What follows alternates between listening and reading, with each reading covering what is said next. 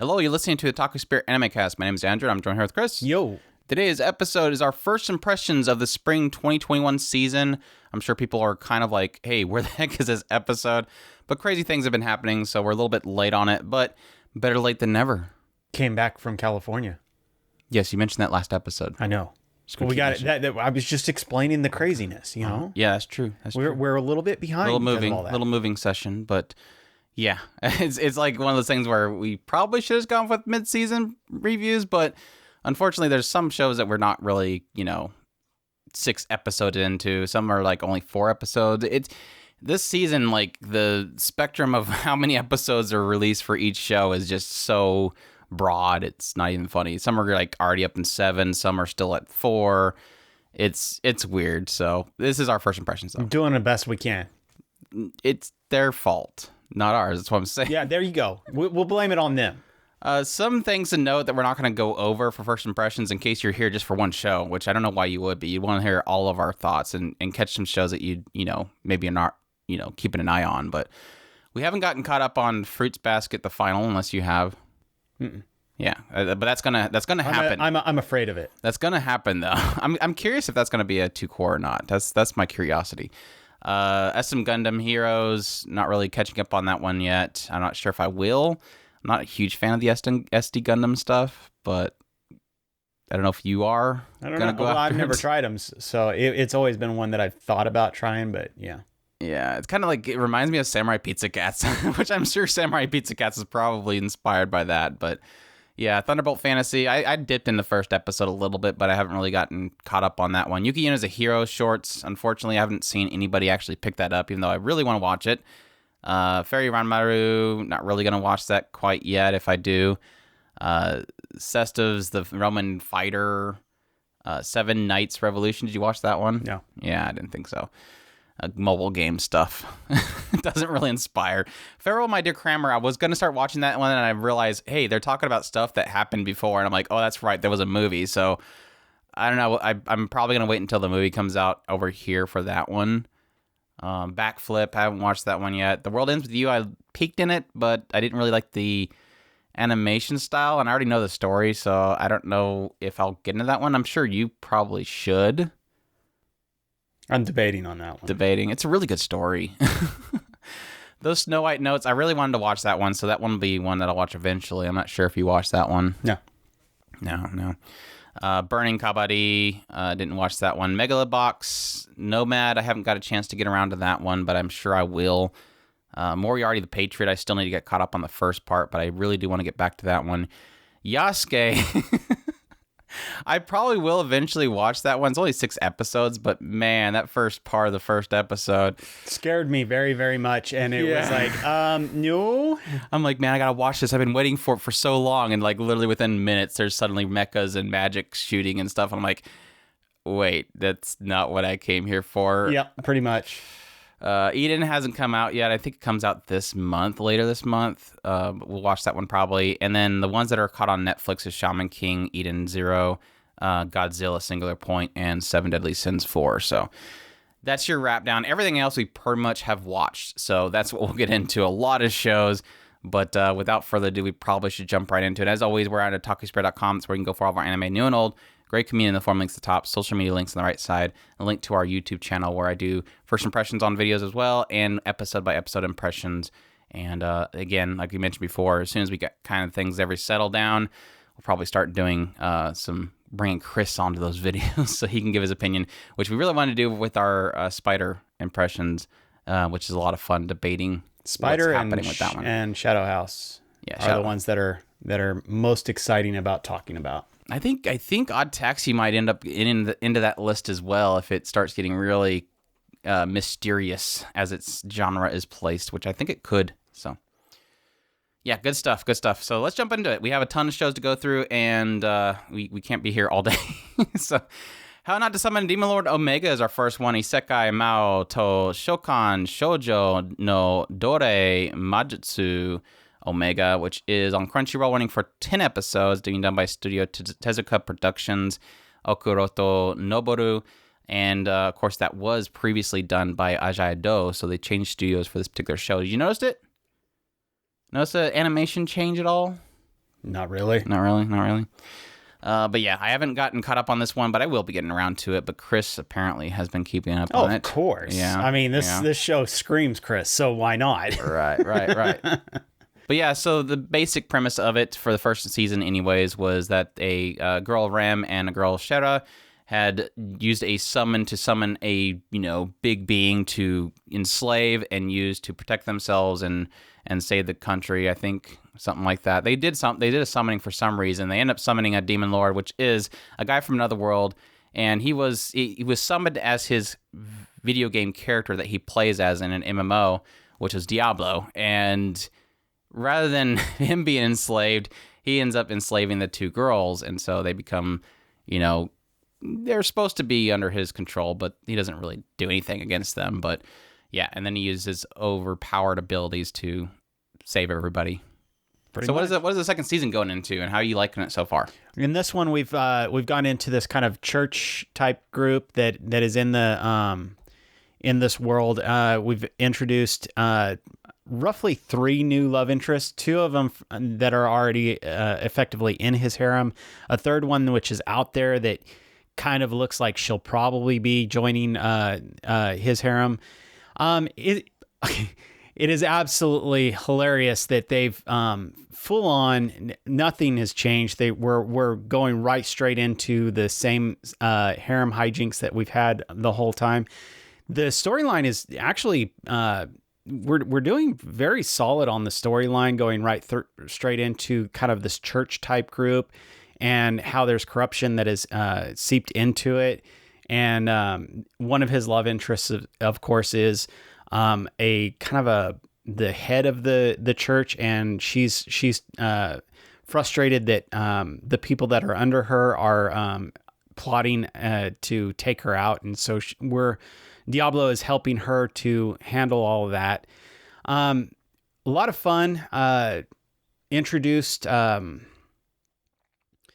kind of interesting. It's always been in this background that the world that he's gone into is, of course, the game that he's playing, but it's never been kind of implied that he is a part of this world per se. He's been summoned into that world. For the first time, we've actually have some kind of flat out confirmation that he is a part of that world, but nobody knows him. So it'll be interesting to see if they do anything with that kind of tidbit that they've added in.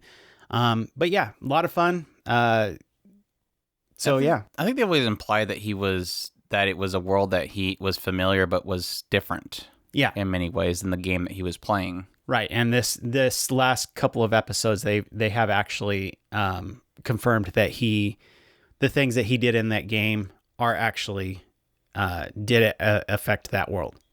So everything ecchi related still pretty on the high. Oh yeah, it was pretty severely ecchi, especially with the addition to this cleric gal. She's if you could possibly find a character that is more ecchi than the elf girl, it's this one.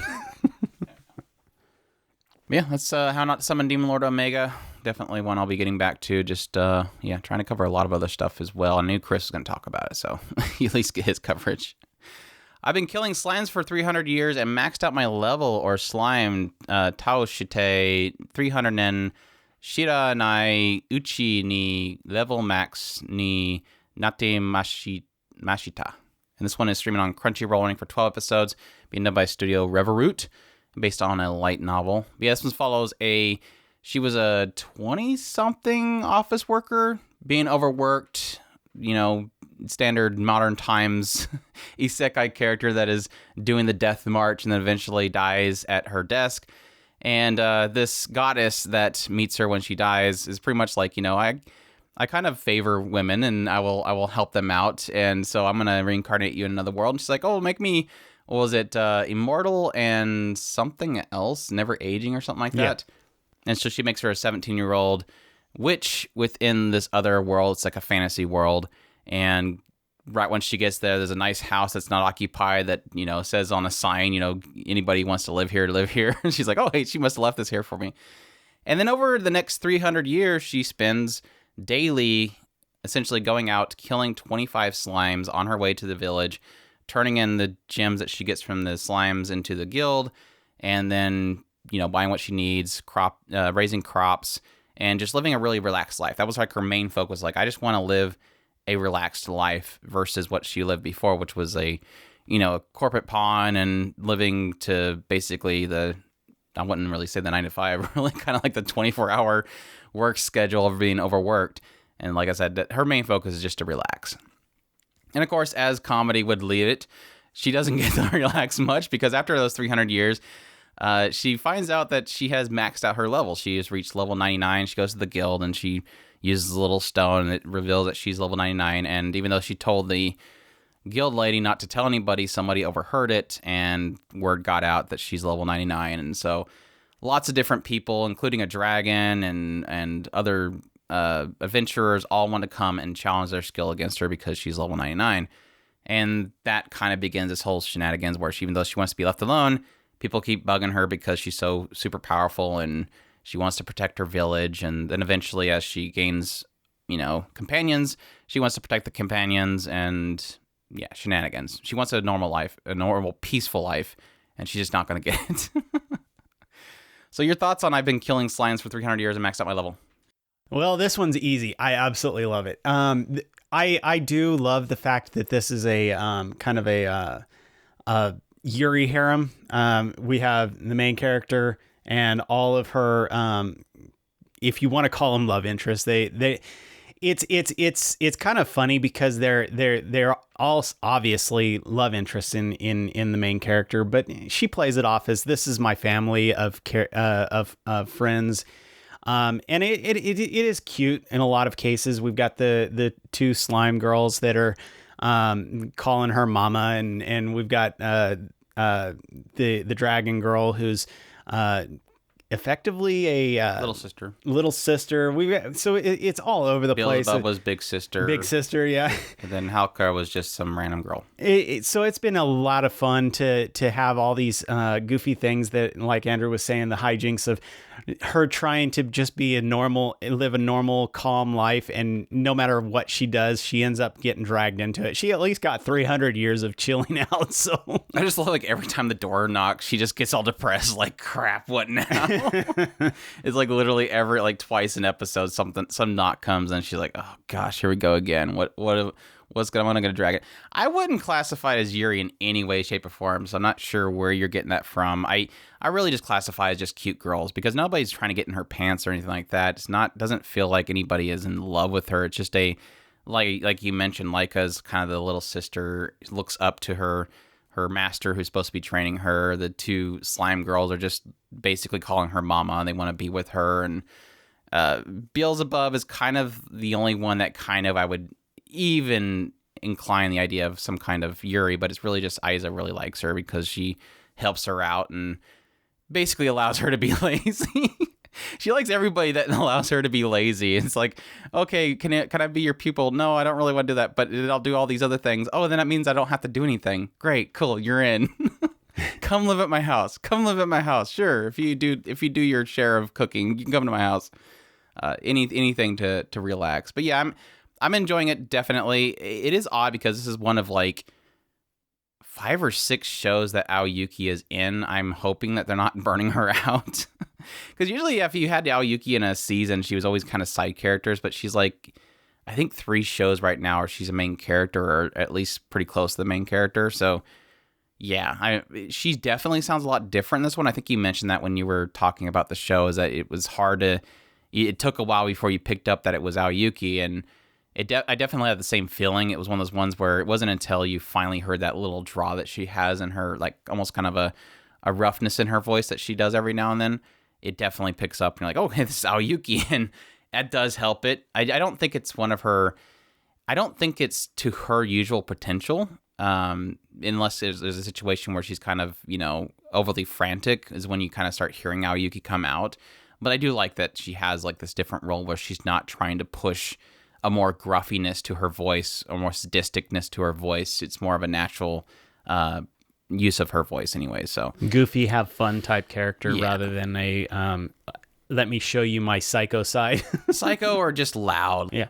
Whereas Aizawa, she's like, yeah, like we mentioned, she just wants to chill. But no, and I think a lot of my enjoyment of this series so far has been around, it's got a great cast. I think the only character I'm not liking is Halkara. I think the episode when she was introduced, and I loved when she was introduced because they literally point out, man, all we need is an elf and a demon and we're good. And then suddenly knock, knock, knock, and there's the elf. It really does point out the absurdity to how convenient everything happens. So like every time they point out, well, this town can get attacked by somebody. Well, let's put up a shield. Something happens. Well, we need an elf and a demon. Knock, knock, knock. There's the elf and the demon. That kind of aspect of kind of playing on the fact that it's almost like it's shoveling or forcing in things, but it's acknowledging that it's forcing in things, which is hilarious. But like I said, I love the cast. It's just the elf girl is, I don't know, she's just annoying. And like I said, every one of the characters I've loved so far, but her I found really annoying, and her just whininess and always being like the center of attention, she kind of is ruining the show. Because Laika, the dragon, love her. She's adorable. She kind of reminds me of Rem. The two girls, the two slimes are adorable. I even love Beelzebub. Like her, I want to take you down and prove my worth, but then she's always kind of overcome by the fact that how much Aizawa is just all over her and doting on her. That stuff is great. I got into the blue dragon, which I thought was hilarious, and I can't wait to see more of her. And I haven't gotten into the other two characters that have listed on my anime list already, but really enjoying the cast so far. I think it's got a great amount of chemistry, and like I said, the willingness to make fun of the forced inclusion of stuff is I think where it's kind of hitting its strides. I think that's where a lot of its comedy is at. I haven't met the rich demon yet, but I have met the ghost girl. Yeah, you're it's going to be mixed on whether or not you like the ghost girl, because of how she's tied into the story. So we'll see. I was going to say we need a tsundere, but technically Beelzebub is kind of tsundere. She's kind of tsundere a little bit. Well, yeah. The blue dragon was tsundere as well. So we'll see. It'll be interesting to see if they drag her back into the story. Yeah, I'm wondering. I'm not sure if I call the blue dragon tsundere. She's just kind of like chaotic. She's a chaotic character. Her whole purpose is to cause chaos. And so that's why she's that. But I haven't seen her outside of the fight that they had and them forcing her to make a truce. So, yeah. I've been killing slimes for 300 years and maxed out my level. Definitely pretty solid. I wouldn't say it's like you gotta watch this show, but I have been enjoying it. And I think a lot of it has to do with the chemistry, which I think is going to be different for every person that watches it. So, yeah, a very mellow show, too. I mean, it gets loud and crazy at times, but it's just very cutesy and cute girls doing cute things kind of show. So, with magic and I will say I'm not a fan of the animation so far. They get sloppy a lot. But there was like the fight with the dragons. That was like suddenly out of nowhere, Reveroot just decides that we're going to go crazy and do some crazy animation. And I'm like, oh, hey, Reveroot, you can do crazy animation. But it does seem a little sloppy at times, especially with the elf girl. So I don't know if you agree with that. Zombieland Saga? Revenge?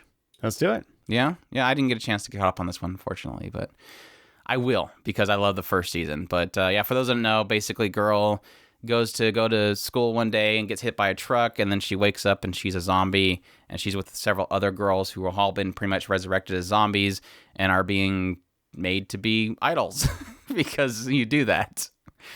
And crazy shenanigans happen. But your thoughts on Revenge so far? Did you, how far did you get? I haven't started it. You haven't even started it? This one, I'm gonna warn anybody who has not watched it yet. The first episode is really, really hard to get through. I was very scared of this show, considering the first episode.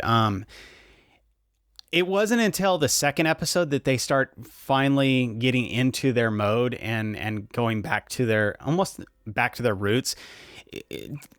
The first episode, I hesitate to mention it, but really what happens is Kotaro is kind of depressed because of an event that they had, and so he's you realize how much his humor is important to the show as a whole, mostly because of that episode, I would say.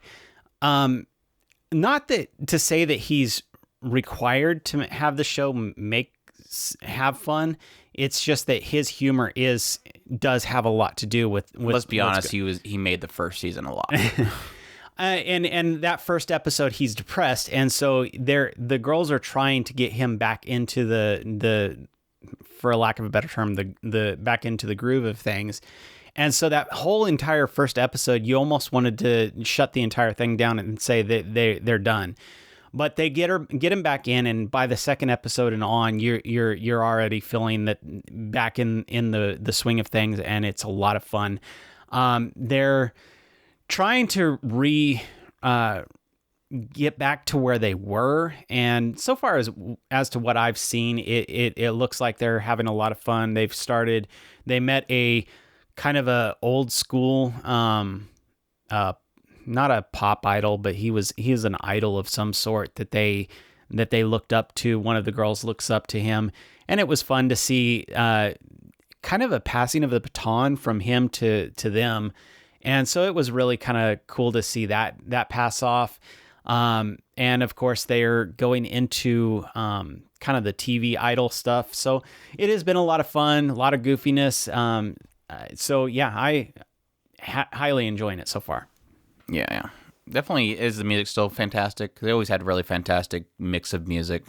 Yeah. Because we had like rap and then the whole classical stuff with Yugiri and all that kind of stuff. I'm trying to think of any songs that I've seen. They're working on a new song, so I'm gonna say no yet.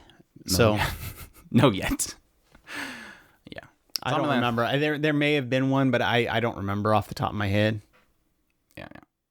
Zombieland Saga Revenge. Definitely a show that I will be jumping back on here soon as I get caught up with everything else. Gotta get all my first impressions out, and then I can start weeding out some stuff. Welcome to Demon School Iruma-kun's second season, or Mari Mashita Iruma-kun second season, running on Crunchyroll for 21 episodes. They're not going to go for 24, I think they did last time. So interesting. Must be stopping off on an arc or something like that. So enjoying the second season so far? Yeah. Actually, it was kind of fun. It's focusing on the class president or the school president, and it's been kind of fun to see a different side of her because of a spell that was cast on her, caused her to be quote unquote basically moe. Mm-hmm. So it was really kind of funny to see that side of her. And the last I seen, they actually broke her out of that spell, and she got back to normal. But yeah, it was a lot of goofy fun. Iruma-kun is very, very different than a lot of shows that we're watching from season to season, and I think it's kind of refreshing to see that different side. And that I think is one of the main draws that I have to the show is just that it's so different than anything else. Was this the one where it was the boy that was working on a fish ship because his parents are terrible parents, and then they sell him to the demon lord? Yes. And then he starts going to school? Mm-hmm. Yeah. But yeah, it's really nice to see a really different type of anime that just kind of works for what it's doing. It's not doing anything special. It's just, well, I guess that kind of negates what I just said. It is something special and different, but it's not an amazing show. It's just what it is, and you'll pretty much catch on whether or not you like it, because, like I said, it is something very different than anything else that we're watching right now. It was one of those ones where every now and then they would do a comedy thing in the first season. I didn't get finished with the first season, but every now and then they would do a comedy skit that was just, it catches you off guard. And you're like, holy crap, this is hilarious. Like the summoning scene was hilarious. Yeah. But yeah. Welcome to Demon School Iruma-kun second season.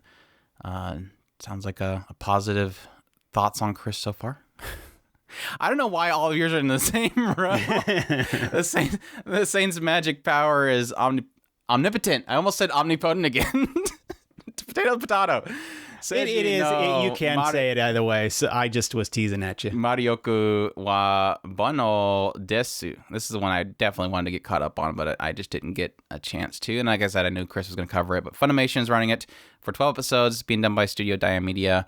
Source is a light novel. And yeah, apparently girl getting summoned to another world along with another hero, and they chose the other hero to be the hero, and so she's just living a normal life. Isn't that right? Didn't I get the synopsis right? And she's living a normal life? Yeah. Because she's not going to be the hero.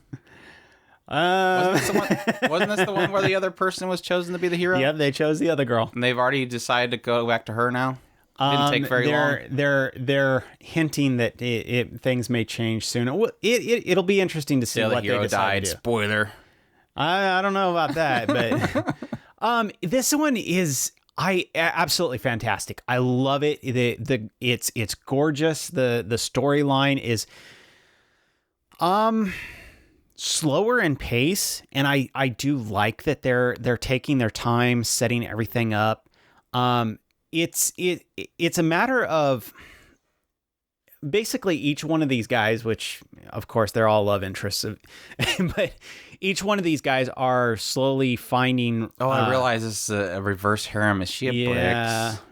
No, actually, I'm actually impressed with her. She's very. I'm not getting. I was getting hints of Snow White with the red hair. That's why I was thinking like it was going to have her just be normal and not have to get into all that stuff.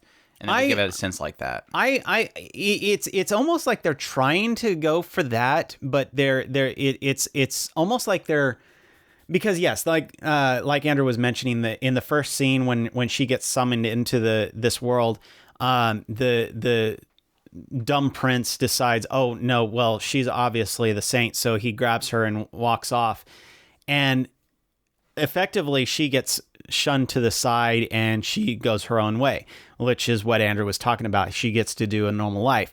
So their summoning was for two different people, a saint and a hero? No, they summoned a saint. And the prince automatically assumed, because she's pretty, that she's obviously the saint. Because I thought he's the one that had two people was summoned and they chose the other one.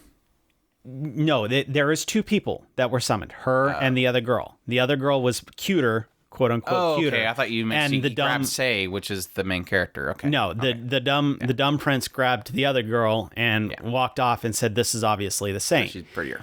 And Say got kind of shifted off to the side, and she just went her own way. And all these guys are noticing that she has hidden powers, obviously, which implies that she's really the saint. They haven't flat out said, they've hinted at it several times, and each one of these guys are each one thinking that she is the saint.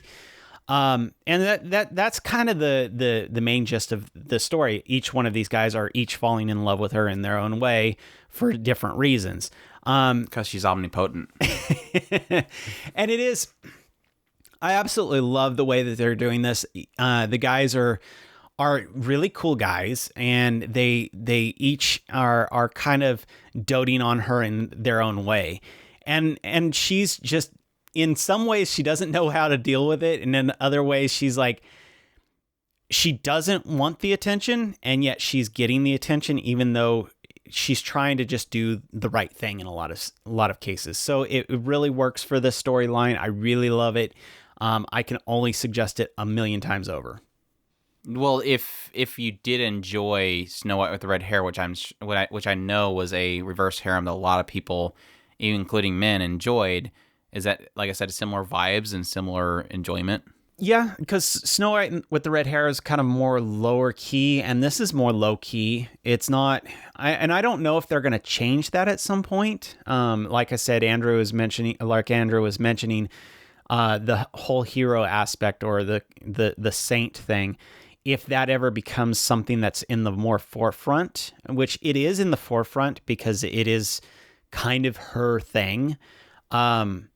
If they bring it to the forefront as the main driver for the storyline, I hate it might turn into Yona the Dawn. Yeah, it might turn into Yona the Dawn, which was a good show too. Yeah, it just didn't get very far into the story. It's hard to say where they're going to push it, because as it stands right now, the whole charm of this is that she gets to be more low key. She's just slowly building her powers over time, and at some point, it's going to be her powers are going to be the main focus, especially since now even the kingdom has to acknowledge her, and they've already apologized to her. So it'll be interesting to see how that ends up being handled. Yeah. Saint's magic power is omnipotent. Check that out if you wish. Like I said, I'm definitely going to check that one out probably sometime this week and give my thoughts on it. But yeah, Super Cub is next. Did you watch this one? No, I didn't. I thought about it. You have Do to. I? You're going to have to. I love it. I literally watched this last night. I think I was up until like 1:30 just watching this show. I kept clicking on it, and I'm like, I don't know if I want to start this one. This one's running on Funimation, running for 12 episodes, being done by Studio Kai. The source is a light novel, and the genres are slice of life in school. And this one follows a girl named Koguma, and as the first episode's title would lead you to believe, and it actually is the case, this is a girl that has nothing. She has no parents. She lives alone.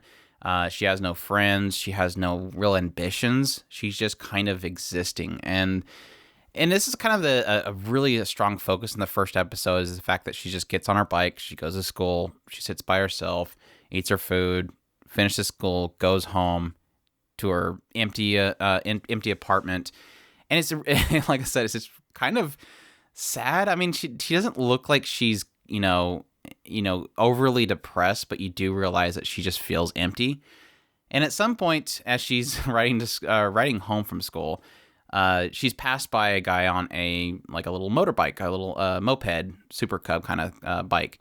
And this random chance, she decides to turn around and go to a nearby bike shop where she obviously sees that these things are really expensive.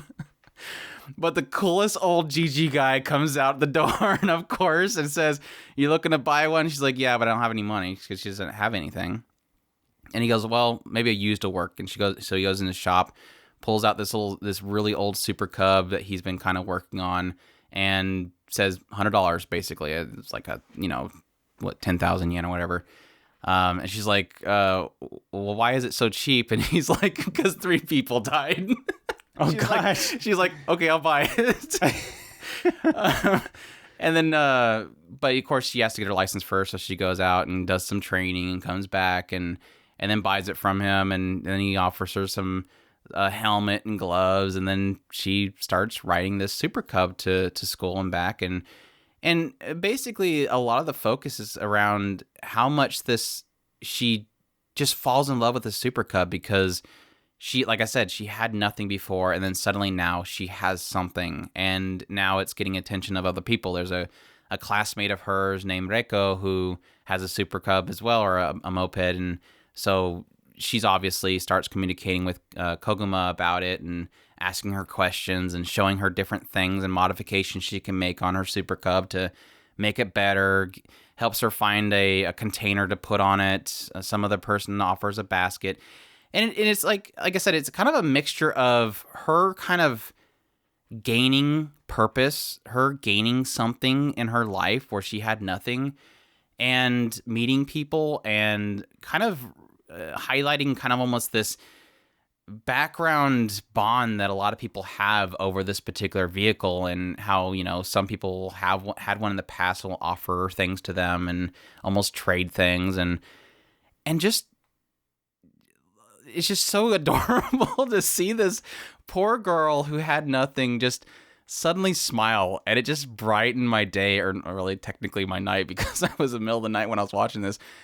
And just every time that she smiled and just the joy that it was bringing her, it was just such an enjoyable experience. Now, I will say this show is extremely slow and atmospheric. And at the same time, it was never boring.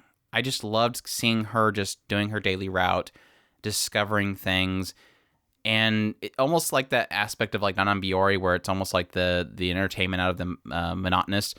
But it was just her discovering something and finding enjoyment out of something that I absolutely fell in love with. She's just a very cute character. You want to root for her. You want her to find happiness, and she's slowly finding that happiness. So happiness.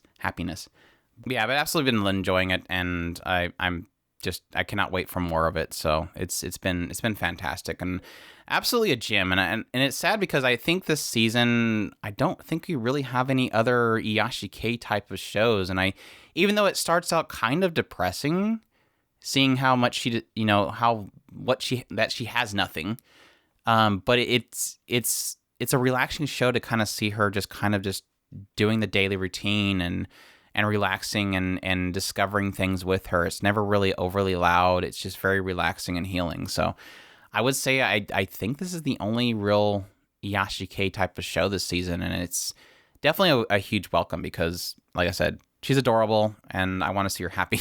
So are you going to put it in the Yashike, or is it bordering on the edge? Because I would say... like I said, besides the very beginning where it technically is a very depressing atmosphere because she has nothing, it's a very relaxing show all the way through. So yeah, I would definitely put it in the Yashike after halfway through the first episode. It's a Yashike from then on. Because the one that I was going to mention is bordering on the edge. So, but like I said, it wasn't. You knew that she had nothing, and it kind of seemed depressing. But it wasn't like she was crying every 2 seconds. It wasn't like she was, she was just kind of blank. And so it doesn't really feel depressing, but you just know that it's depressing because she doesn't have anything and she's gaining something. And that's where that payoff is, that she now has something. And it's adorable. So, and the animation is fantastic too. Studio Kai is doing a fantastic job on it. The only, of course, upset is that they're using CGI for the bikes themselves and riding around them, but they do a pretty good job of hiding it. But there was several points where it was like really incredible animation, and it kind of surprised me. So, yeah, good on them. It's fantastic so far. And I'm really looking forward to more. This is definitely one of the surprise gems for me for this season. I really wasn't. I figured it would just be cute girls doing cute things, but it just surprised me with how I guess storytelling through environment and what she's doing rather than, because she's very quiet. Like, she's a very, very soft-spoken person, and so a lot of the dialogue is just not really there. It wasn't until like Reiko gets involved with her that it like suddenly out of nowhere she's talking a bunch, and Kagumi's just kind of like, okay. She's very short spoken and very quiet. It's funny because at some point she suddenly just stands up from her chair in the classroom and says, "I rode a motorcycle to school today," and everybody freaks out, and then suddenly it just cuts back to her just sitting there in the chair. Like, obviously she didn't do it. It was just in her head. And I'm like, okay, yeah, that's her. I doubt she would stand up and just be like, "I just rode a bike to school." No, it's not you. She's very soft spoken. It's almost like, because I was watching in the middle of the night and I didn't want to, disturb anybody, but I was like, I almost like wanted to turn up so I can hear her voice because she's so soft spoken. Yeah, fantastic so far. Really loving it. Very much a surprise for me. So Super Cub, definitely a suggestion for me. Look forward to making my video on it too. Dragon Goes House Hunting. Dragon whoa Kau. This one is streaming on Funimation, running for 12 episodes, being done by Signal MD, based off a manga. And I have not watched it. And I haven't really heard too much good things from Chris. So, and it's got like less than, what was it? Was this the one that I said was less than hentai levels of ratings on Miami List? Yeah, you were saying that. Yeah. So what are your thoughts? Has it improved? I know that you were kind of a little bit meh on it early on. I wouldn't say meh, just more along the lines of mixed. Very, very mixed. I'm not sure. I love the humor and I love the jokes, because really what this is doing, think of it more along the lines of kind of a backwards way of looking at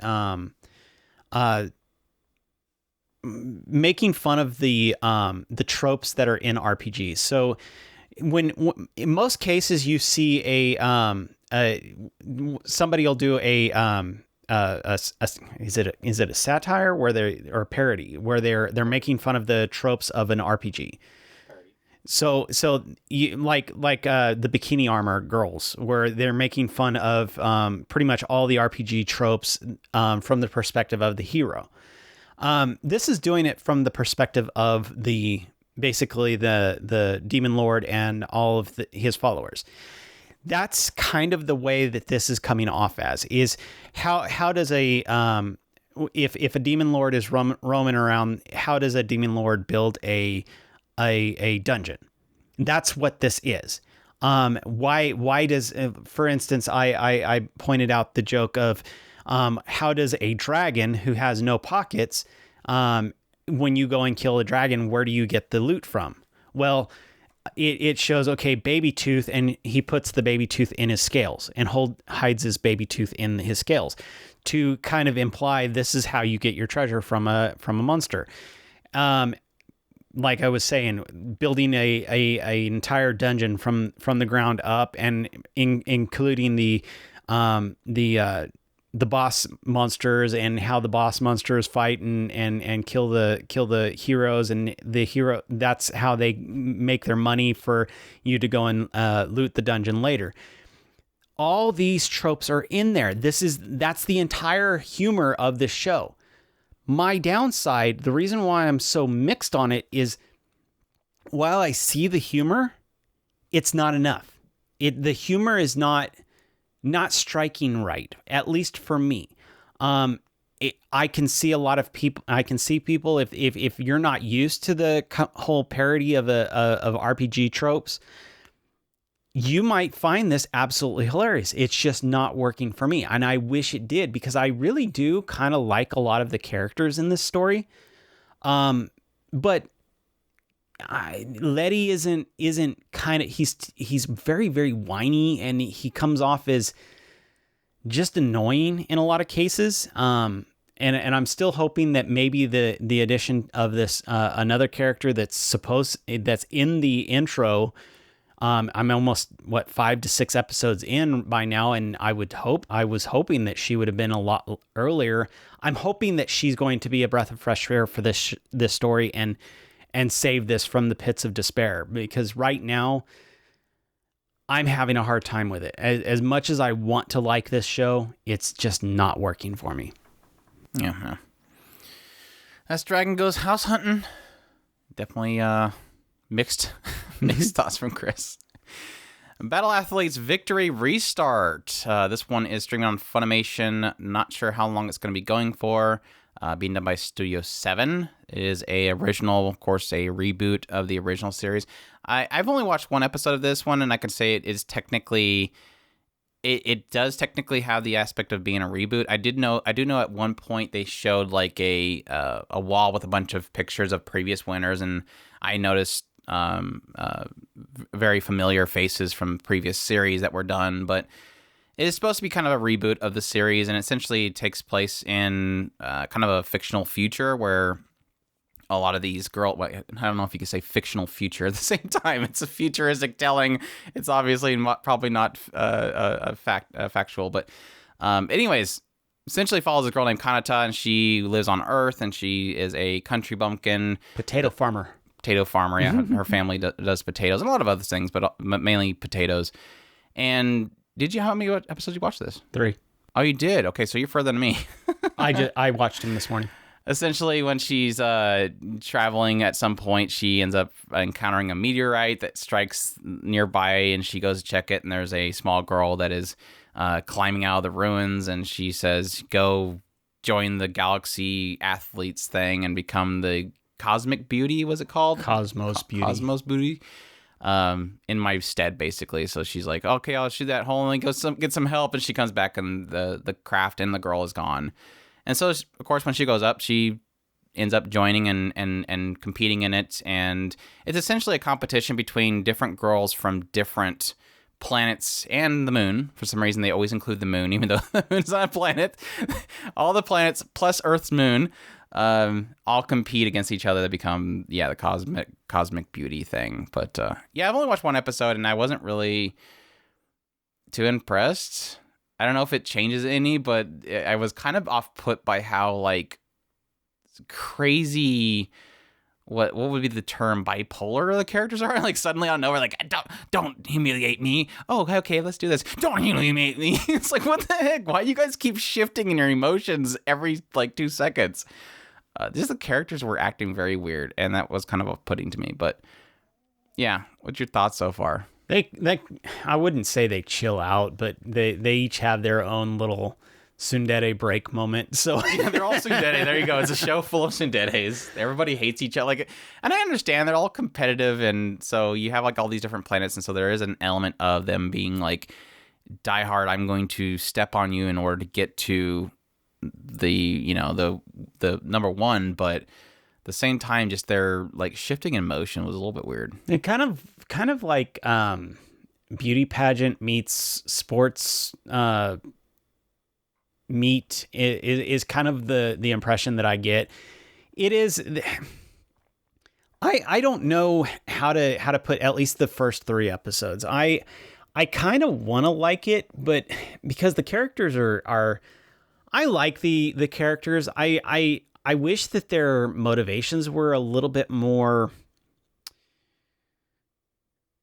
and maybe that's something that the storyline has to explore a little bit more. Maybe they're just kind of dripping the storylines out, because a lot of the storylines are interesting, and it's like I want these storylines to be fleshed out a lot more. The motivations are kind of, as it stands right now, a lot of them are just weak in general. What the main character's roommate, her entire motivation is she has prosthetic. She has prosthetics. She has a prosthetic arm. Say that she's weak. Exactly. She has a prosthetic arm and a prosthetic leg, and so her motivation to win the Cosmos. Venus, I think, right? Yeah. And her entire motivation is to prove that she can become the Cosmo Beauty, even though she has the prosthetics. That's her motivation. I'm hoping that it's going to be more. Motivation is I ran into a random exactly girl coming out of a spaceship that disappeared, and so I had to join. Exactly, because of some person that I may or may not have met. Yeah, might have been a dream. And that's the thing is. I want the motivations to be a little bit more fleshed out. Some of them are like, I can see that can work. If you do a little bit more digging into it and not make it just surface level, because there's a couple of characters that are introduced later, like Andrew was mentioning, the moon, and so you have. It's funny, they had like the moon girl was like some religious leader. They claimed that on the moon there was like a civil war had broken out previously, and so and now it's like this religious place, and she's got like this random kangaroo boxer that's hanging out with her. It's like, okay, sure, have a random kangaroo. I don't think the kangaroo is tied to anybody, but the kangaroo just keeps showing up. The kangaroo is annoying as all get out. She was like looking for the place to register, and this kangaroo just suddenly shows up. Like, I'm sure it's something. I'm sure it's something that ties into the original series. I'm almost positive. Yeah, that it's probably they mascot. Kind of like the mascot character. Yeah. It's been too long since I watched the original, so don't ask me. The moon and because there's 2 characters that are introduced. I think you met one of them, but the other one shows up in I think episode 2. It is and these are the ones that I have a lot of hope for the backstories on. Is the moon story, like Andrew was saying, that there was a civil war there. She's fighting to basically stop the civil war on the moon. And then another character that is her roommate, her storyline is she's from a family of gun runners, and she wants to win so that she can stop the gun running to the moon. And so there's all. That's why I say that commonality. And that was kind of funny though, because they were like, okay, so a girl from each planet wins their competition there. And then they go to this one location to this competition. And oh, by the way, you have to find a roommate, otherwise you get kicked out. Mm-hmm. Wait, what? Like you just got there, and they're just gonna go, well, no, Earth can't compete because she couldn't find a roommate. Wait, so our Earth does not get to compete in this thing? No, because she couldn't find a roommate. Wait, how does that work? That's my thing. Is I think that there's potential here. If they flesh out some of these stories a little bit better than what they're doing right now. Like I said, I see the potential. I hope that they can cash in on that potential. And that's why I think I'm going to go ahead and keep watching this, just based on that alone. I other than that, I'm a little bit mixed on it right now. I liked Kanata. I mean, she built a log cabin when she was like 4 years old. Yeah, she did. Bare hands. Don't make fun of me. No, I didn't want you to win because you have a prosthetic. And then they'll say it's that was completely left field. I'm like, oh, she has prosthetics. Okay. Well, I assume that because she was looking at her leg and it had like this little band around it. And I'm like, either that can be like a stylistic choice to have this band around her thigh, or And then when she went to grab the luggage and she freaked out, I'm like, okay, maybe it is because she has a prosthetic and she's very mindful of it. Yeah, weird. But anyways, let's make a mug too. Or Yakunara Mug Cup Mo. This one's streaming on Crunchyroll, running for 12 episodes, 14 minutes short each episode, being done by Studio Nippon Animation. Source is a manga, and the genres are slice of life and cute girls doing cute things, I'm assuming. Your thoughts? Just like Super Cub is your surprise, this one was my surprise. I am actually very impressed with what I walked away from this. There was a couple times from it. Jeez, it caught me a couple times and it made me tear up. I really am impressed with what they did in this compact little time. This is a shorter show, about 14 minutes per episode, and the best way I can describe it, because it does get kind of caught up in its, oh yeah, by the way, this is actually pottery too, and this is pottery too, and this is ceramics. And so, yeah, if you can get past a lot of that, there's some interesting stuff in a lot of that stuff. But really what I got out of this was kind of this feel of appreciate what is in front of you. In a lot of cases, there's a lot of kind of family, friends, loving things and capturing the art of the world in general. It is a lot of what I'm getting out of this show, and it actually is working in a lot of ways, and I'm really, really enjoying it. I think that you almost want to know when you go into this, it is.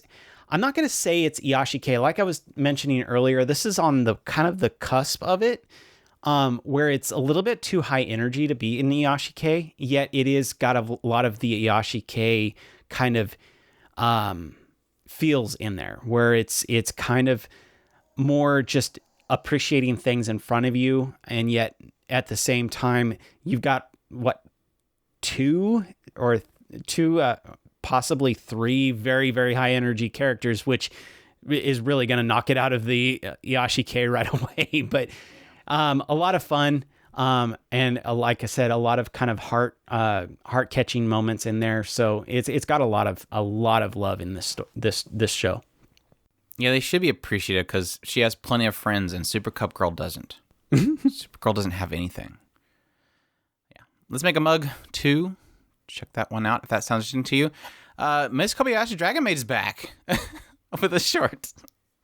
Mini Dragon has been releasing as an ONA this season. And unfortunately, they're only 1 minute shorts. But as we mentioned before, take your time, Kyoto Animation. Come back when you want. I think they have Miss Kobayashi Dragon Maid S is supposed to be next season. I thought this was going to be that. But yeah. It's been a lot of fun so far. I've actually, even though they're 1 minute shorts, so it's technically only 6 minutes total to watch currently what is available. They're very cute. I actually really enjoyed it. I love seeing Fafner come back. I missed Fafner so much. They had a power outage, and he just kind of what is this power? How long does this power outage thing last? Because they wanted to play their game. Yeah, I love the episode with Rico making everything artsy and Kana. Even when she did a self-portrait, she still look in the eye. Got Kana in there. Kana every part's like, oh, okay. But no, it's definitely cute. I think the only thing that is the big negative to this Mini Dragon series is it just makes me want more, and we're not getting more currently. We have to wait, and like I said, we'll wait until Kyoto Animation's fully ready to go and not having a lot of side projects, because I think they were doing the movies and whatnot. So yeah, it's been great, and I think if you're a Mr. Kobayashi Dragon Maid fan, you're gonna love it, even though, like I said, it's short. we haven't seen Quetzalcoatl and Shota yet, or Elma. I'm sure they'll probably pop up in future episodes.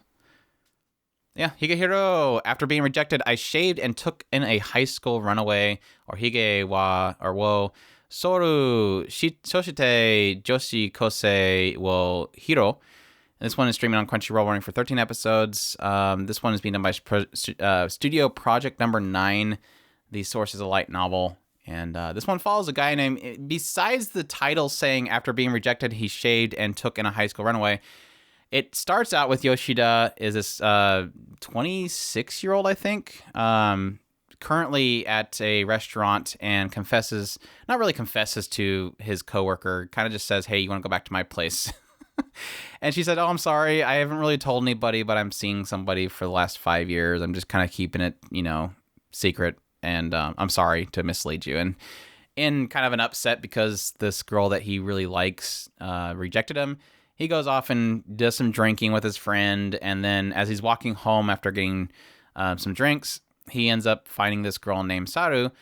And Sayu is a high school girl, and she is a runaway. She left her home and went, I think it was from Hokkaido all the way to Tokyo or something like that. She's really far away from home. And she has no place to stay. And he's like, it's dangerous to be out here at the middle of the night. You really need to go. And she's like, I don't have any money. I can't go back to my home because my parents would probably not care that I'm gone. And he decides, I don't want to leave this girl here in the middle of the night. So yeah, you can come back to my place and stay there for the night. And he kind of was intending for her to, well, he was technically drunk, so he completely forgot that he told her he can come back to her place. Very Miss Kobayashi Dragon Maid-esque. But as he wakes up the next morning, she's still there, and she has to explain that, you let me stay here. And kind of through some conversations between the two of them, he kind of realizes that this girl is essentially a runaway from home. And in order to find places to stay, she just kind of hooks up with some random men, stays at their place, offers her body to them. And then when they decide that, she's too much of a burden and they don't get much benefit from her body, they just discard her. And this is something that she has grown to kind of realize is what all men want. And it's the way that she can survive is just going from, place to place and just offering her body. And of course, whenever she offers, well, not really, of course, but whenever she offers her body to Yoshida, he's just kind of like, no, I don't want you. I don't care about your body. You're not my type. You're a high schooler. I don't want you. And she keeps kind of thinking this is what he wants, but he keeps rejecting her. And then over time, you kind of meet his coworkers, find out that there's another love interest. There's some possibilities there. Of course, obviously trying to keep it a secret that he has a high schooler at his home because obviously if anybody found out, he could end up in jail.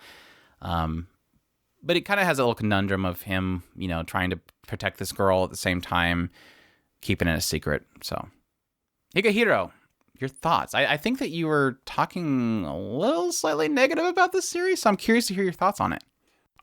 So far I'm actually, I don't want to, because of one in particular situation, I don't want to totally negate it. It's, I actually like it, and I love the storyline. There's just, it's a character motivations that's irritating me, and that's always going to be a frustration to me. I get too invested in characters, and I don't like a certain character, and so therefore I hate. But I do love the story. I love the characters. I'm actually frustrated because of something that came up in the last episode I watched. I think I'm at either episode 3 or 4. So I still have at least 1 or 2 episodes left that I got to catch up on. And what's kind of really neat about this story is, like Andrew was mentioning, Sayu is offering herself up to Yoshida, and Yoshida is a really cool guy. And in one in particular scene that really kind of quote unquote stands out to me, I know that everybody's going to twist my words on this, but it is what it is. She's offering herself to him again, and she's like, well, do you not find me attractive? And he says, yes, I find you attractive. However, that is not why I'm taking care of you. And she doesn't understand this entire situation. And it goes into really kind of how well written this particular Yoshida is, really well written, of I want to take care of you because it's the right thing to do, not because I want something from you. No, my favorite quote was, obviously, like she said, she keeps saying you're really nice. Why are you so nice? Why are you so nice to me? And at some point he's like, she says it again in response to something. He did something for her, and she's like, you're really nice. And he's like, he like clenches his fist, like he's getting irritated. I like by that it. He's one like, too. it's not that I'm nice. I'm not a nice person. It's just that every man you've been with, is garbage. It's like, you have to raise your standards, girl. That was my favorite quote. Yeah, that was a good quote as well. And this goes to how this story is written. And so don't take my I don't like quote unquote this character as which motivation of characters is bothering you? I don't like the senpai. The senpai Goto? Yeah. There's something that happens. I don't know if you've seen it yet, but there's something that happens. Episode 5. Episode 6 just released the other day. I need to watch that before I do my video. And I'm left off on her reveal of what really happened. That she's not really actually with somebody. Right. That she wanted to be with him, and that was the last scene that I seen, and it irritated me. I'm sure that they resolve it better in the latter episodes. I wasn't as bothered by the episode as you are. That's fine. At any rate, as it stands right now, I really love the storyline. And it's great. Yeah, this one is definitely impressing me, and I think it's one of the ones where it's technically hitting on a very touchy subject that is very difficult to really address without either being very distasteful about it or just kind of going into the realms of, say, bunny drop. Mm-hmm. It's in a very, very difficult spot. And it's a hard one to say how much you enjoy it just because you're kind of treading in that area as well. The thing I love so much about the series so far is it has so much potential for doing some really incredible stuff. It's already hit a little bit on what Sayu's reason for leaving her home, and I'm sure that once they finally get into that, it's going to be really tragic. I'm really terrified of episode 6 because a certain somebody has returned, and I'm not sure how they're going to handle that. But it's got all the makings to be a really solid drama, and it's hitting on a particular idea that is very difficult to touch on because it essentially, what he's doing seems so right. But like somebody in the later episodes will mention, I'm sure Chris has not seen this yet, somebody kind of mentions to Sayu specifically, like, you do realize this is a really good guy. He's a very nice guy. He's doing a lot of incredible things where he is helping you. He is trying to save you from essentially, because she doesn't want to do that. She's obviously hinted at that every time that he kind of turns and grabs her shoulder or whatever, that she obviously is terrified of doing that. She does not want to give her body away. She just thinks that's the only way that she can survive. And so he essentially is saving her from something. And if he kicks her out, she will go back to doing it. And that's his conundrum that he's stuck in, is if I push her out, she's just going to go back to basically harming herself. But if I keep her here and somebody finds out, I will end up in jail. And that's something that has to be expressed to her as well. Is like, he's a nice person, but if you do realize you're putting his life in danger. And that's the difficult thing, is like, this is what obviously seems like the right thing to do, is to protect her. But at the same time, due to social issues, he will be ostracized by society if anybody finds out that he's doing this, because they will assume the worst.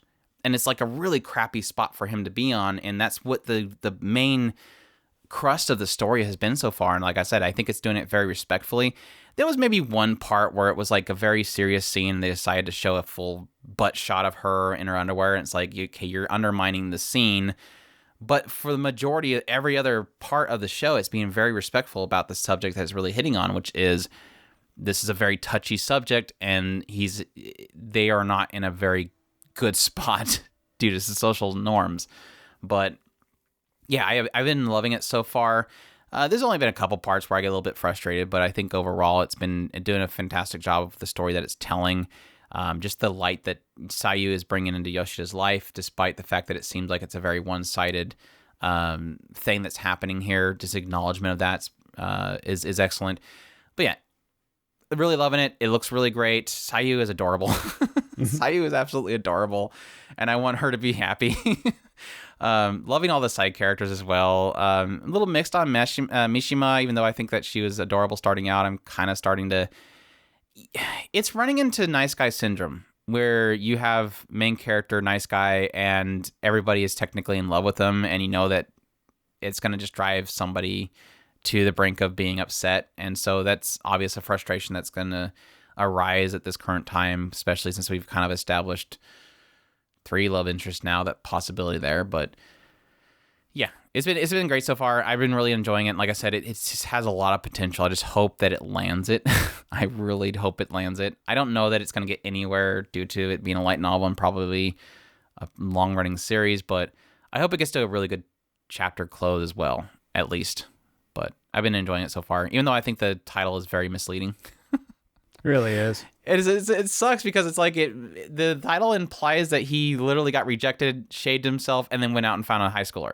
He literally got rejected. He shaved, got rejected, and on the way home ran into a high school girl. It's one of those that if you were, and it may change later on, but as it stands right now, it really. Andrew kind of hinted at it. It almost comes off like he was mentioning Bunny Drop. Yes, in a way it is. It's one of those of, and I had thought about this earlier. Is kind of like the Listen to Me, I'm Your Father. It's putting him into an either a big brother type place with Sayu or a father figure for Sayu. One of those and like I said, it may change later on when he realizes, okay, all these other girls are just being harsh and stupid and whatever, and this is the only girl that actually brings light to my life, and therefore this is the direction I want to go. It may be that, but as it stands right now, it's not doing that. That's the difficulty because it's already hinting at it. It's already hinting at both of them realizing that they like the other person, and so it's like, is it going to do anything with it? That's going to be the question mark, and that's again, of course, is going to be the point in which it's going to be very difficult to, is it sensationalizing it, or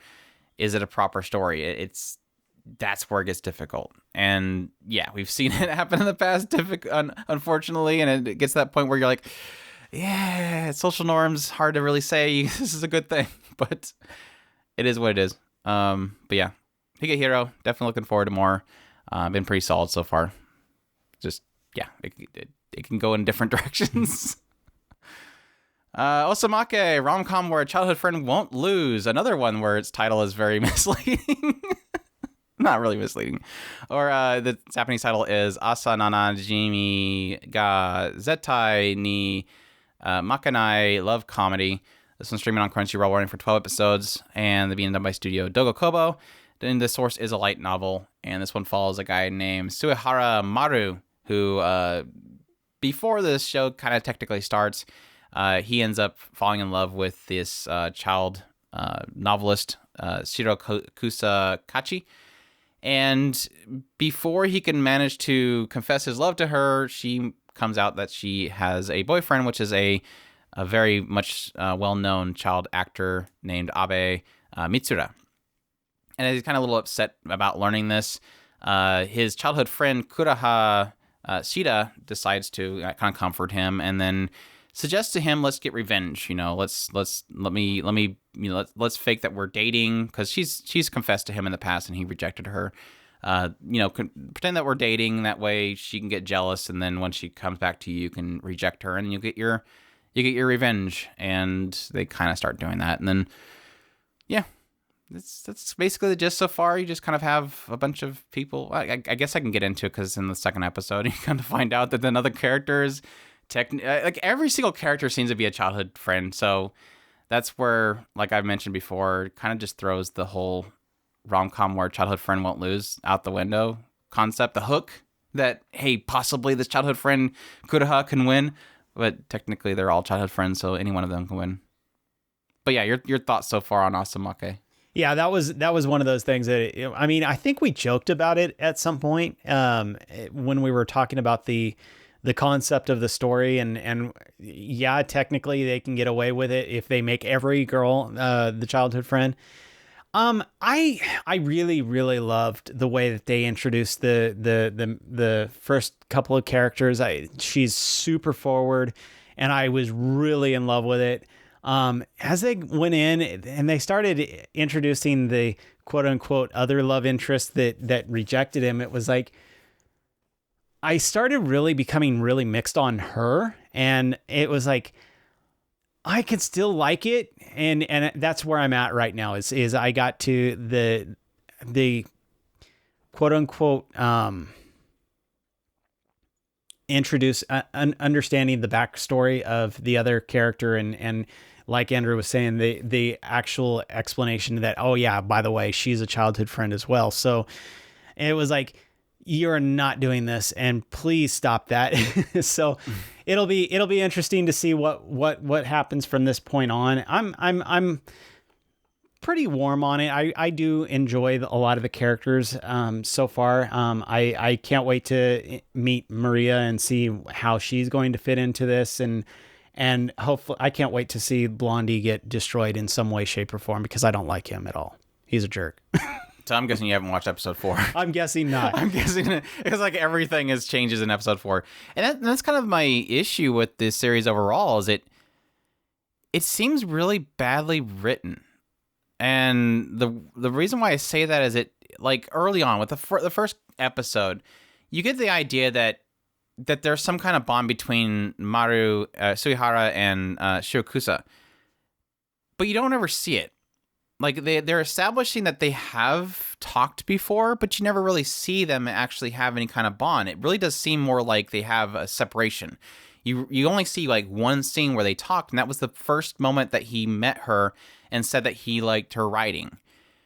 Other than that, you don't see interaction between them in school or anything like that, and yet you're supposed to assume that they have communicated before and that he has some kind of bond with her.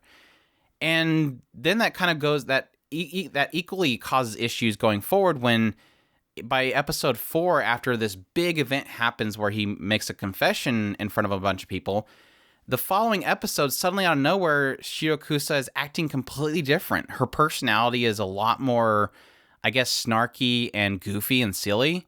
Now that suddenly out of nowhere, there's a love triangle of rivalry happening. It feels very weird. Like, the writing feels very weird. And so I can't, that's, I guess, the big stumbling point that I have, is I can't really. And then, like, the backstory talking about certain characters, you don't really get an idea of, like, how long did he know Shirakusa in the past. It kind of implies that they knew each other for maybe one day, which doesn't necessarily mean that they're childhood friends, but I know that's what they're implying. It just feels very disjointed how it's telling the story. And I think that the other oddity that's happening is that, like I said, my biggest frustration is that the initial hook was, oh, the childhood friend won't lose. Who's the childhood friend? It was Kuro at the very beginning. You're like, okay, cool. Let's see if it's maybe misdirection. Maybe it means that she's going to help him find his love, and that's how she will win. Is she really going to win? Maybe that's the whole hook, is, oh, wow, this writer is telling the story because he wants to show people, here's a childhood friend, and she's actually going to win this time, because all the other stories don't let the childhood friend win. And then, like I said, it destroys it by saying, well, everybody's a childhood friend. So it's like, okay, well, then the initial hook's gone. What do you have to offer? And it seems like a lot of that is kind of evident in the 4th episode, when you finally kind of get a gist for what seemed like could be the going forward for it, which is everybody's kind of, on the outward appearance, mad at each other. But then there's still this rivalry between these two girls, and they are both going to get him and stomp on the other one in order to get him. And he doesn't know it. He's obviously completely oblivious, thinks everybody hates him. So, I don't know. It's frustrating. And I think that most of my frustrations around the fact that I was hoping this would be... And I think I told myself I'm not going to believe it. And so I think it's less impactful to me, but it's still a letdown in the end. It's like, okay, well, you sold it on being the cute childhood friend that wins, and nope, everybody is. So did you catch the white and black thing? Yeah, Shiro and Kuro. I think she literally just says, call me Shiro. That way we can be black and white. Yin and yang. I don't know. Yeah, Abe was just... Abe likes him. Abe's another love interest. Is he? Yeah. Oh, there we go. So he's a childhood friend too. He was just trying to help. He was trying to help. He looks up to him. Yeah, Maria was cute too. I think out of all of them, I after I got frustrated with everything, I still like Shida. Kuro. I love how, yeah, like you said, how forward she was. She's not like your typical childhood friend that waits too long and then fails. She literally went after him, and she's very forward with him, and it's very cute whenever he kind of points it out and then she freaks out and gets all embarrassed. It's very much like that, like you're not as forward as you think you are. And I think that's really, really cute. he said something to her and it embarrassed her, and he's like, "Oh, I'm sorry, I'll stop doing that." She's like, "No, you can keep doing it, but only when we're alone." He's like, "Wait, what do you mean? Which one?" She's like, "Both." And plus, it's Hestia's voice, and she's absolutely a fantastic seiyuu. Yeah, that's Osamake.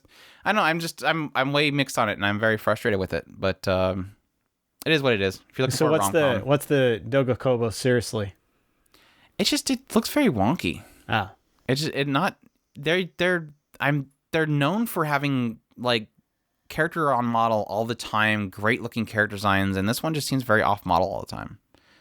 So I don't know. It's very very frustrating. Yeah, just not their usual perfection, I guess. Maybe I'm just putting too high on a pedestal. Yeah, that's Osamake. Next one we have is ODDTAXI. This one's streaming on Crunchyroll, running for 13 episodes. And the studio is OLM and PICS, which is an original series as well. The genres are mystery and slice of life. And this one takes place in kind of a modern setting, but everybody is kind of these animal people.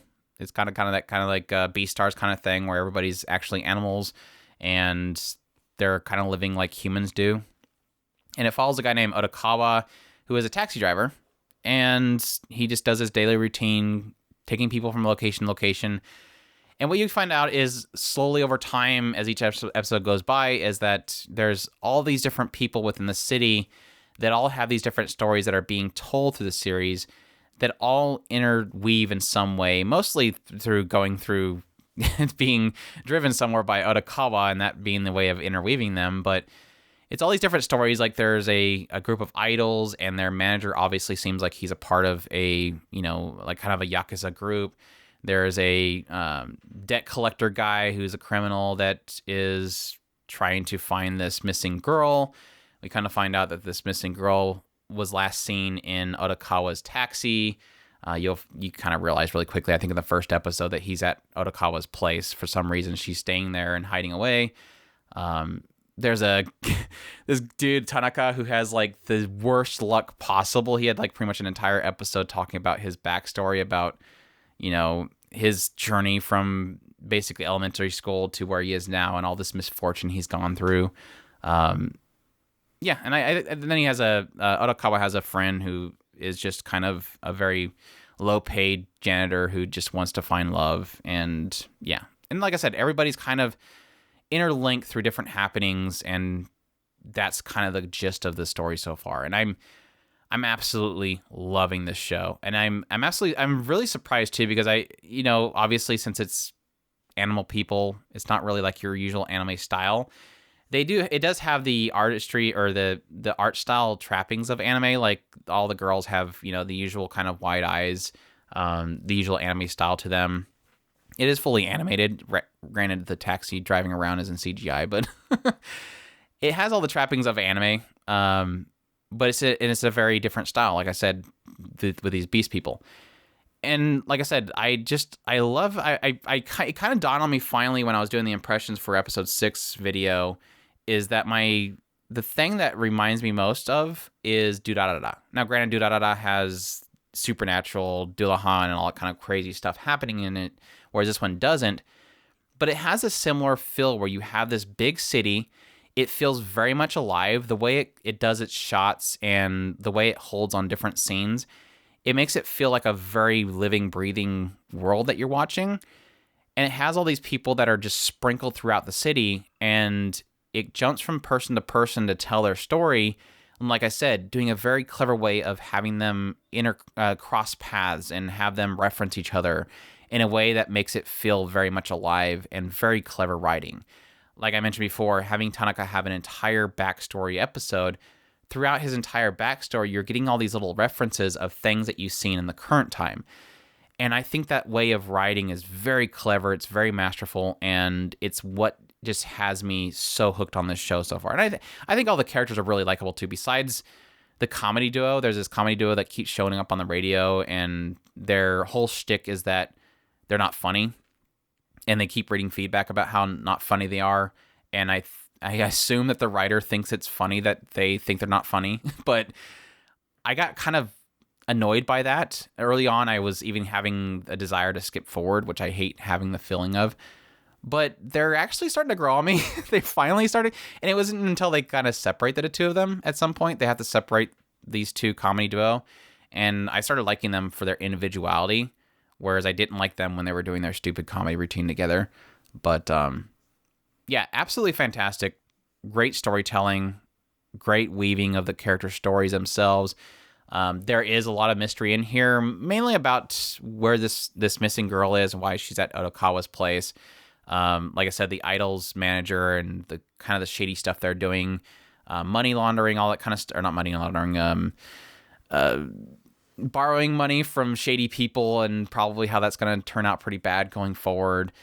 Dirty cops, a lot of stuff kind of mixed into that. I'm really looking forward to seeing how it kind of turns out. So yeah, this is definitely a gem of the season for me, and I am absolutely looking forward to more. I'm glad that I was totally, it wasn't on my radar at all. It wasn't until I seen Nearly on Red, which, for those that don't know, he's a guy that used to be on YouTube and now he's on Twitch. I watched a lot of his stuff for his ReZero coverage, and I seen that he was covering this, and I'm like, okay, that's a sign that there's something here. I probably should check it out, and I'm glad I did, because I'm really, really, really, really enjoying it. So yeah, that's my thoughts on ODDTAXI. Are you gonna check it out? I don't know yet. I don't know yet. Full Dive is our next one. This one, Full Dive, the ultimate next-gen Full Dive RPG, is crappier than real life. Or Kyoku Shinka Shita Full Dive RPG ga Jingetsu Yori mo Kusoge Datara. This one's streaming on Funimation, running for 12 episodes, being done by Studio ENGI. This source is a light novel. And this one follows a guy named Hiroshi, and he's super excited because this new Full Dive, which is like a VR where you actually your entire it's kind of like Sword Art Online, where there's like a whole nerve thing where you go into it. Full Dive VR MMO is coming out, and he's super excited for it. And when he goes to buy it, he realizes that he doesn't have enough money, even though he pre-ordered it, because some bullies kind of hustled him out of some money. And as he's trying to find another place that has it for maybe cheaper, he ends up finding this shop that is run by a girl named Riona. And she ends up kind of tricking him into buying this game called Kiwami Quest, which is a really old, I think it was like 10 years ago that it was released, a failed Full Dive MMORPG VR game, which was failed because it sucks, because it's too realistic. You feel, when you get damaged in the game, you actually feel the pain. When you're running, you actually, feel exhaustion. Your actual physical self in the real world is kind of copied in. So like your physical abilities are kind of mirrored. Of course, your intelligence, like everything kind of relies on you being a very smart and very athletic person in the real world. So it's very realistic in that regard. And it has a lot of really crappy mechanics and stuff that really make it very difficult to deal with. Like if you're in an event, you can't log out. All this other kind of stuff is really dumb about it. So, but anyways, he doesn't know that. So that night he gets into the game, and quickly he is met by his childhood friends, NPCs in this world. And these two childhood friend NPCs are basically arguing with him. And at some point, the guy, the brother of the two childhood friends, gets kind of in a little bit of a tussle with him, and then decides to eat a apple piece with a knife, and then Hiroshi tackles him, and then unfortunately the knife goes through the guy's mouth into his back of his head, and so he kills his childhood friend in this game. And then he's being chased by the sister, and the entire world is basically deemed him as a murderer. And it like I said, it sucks. He's exhausted and feeling pain and wants to quit the game, but for some reason he keeps coming back to it. But yeah, the kind of a side story they have is Hiroshi and why he just plays Full Dive VR games. He used to be an athlete, and after a really embarrassing competition one time, he's just kind of given up on it, and that frustrates his sister, who has always kind of supported him and talked highly of him. And yeah, and for some reason he keeps playing the game, and I think it's mostly because the well-endowed Riona keeps kind of pulling him back into the game, because I don't know why he keeps playing it, because he seems to hate it. Your thoughts on Full Dive? I actually kind of like the dark humor. I was listening to your kind of YouTube on it, And it was like, You sounded so old when you said that. I watched your YouTube on it. I watched your YouTube on it. It's one of those really weird things that when it first started, I wasn't sure if I was going to like this at all when it first started. Because I mean, basically I watch a knife go through a guy's head and I'm like, oh no, I don't know if I'm going to like this at all. But the reaction to it afterwards, I was like, I see the humor. I'm actually kind of chuckling here and there. I'm like, I don't know if I like this or not.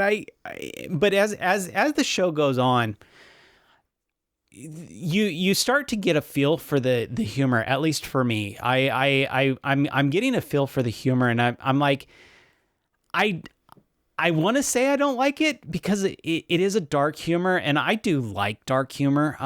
But at the same time, I'm not like, I make no bones about it. I'm not really into the torture and all that stuff. And luckily they haven't really done that, even though there is quote unquote a torture scene.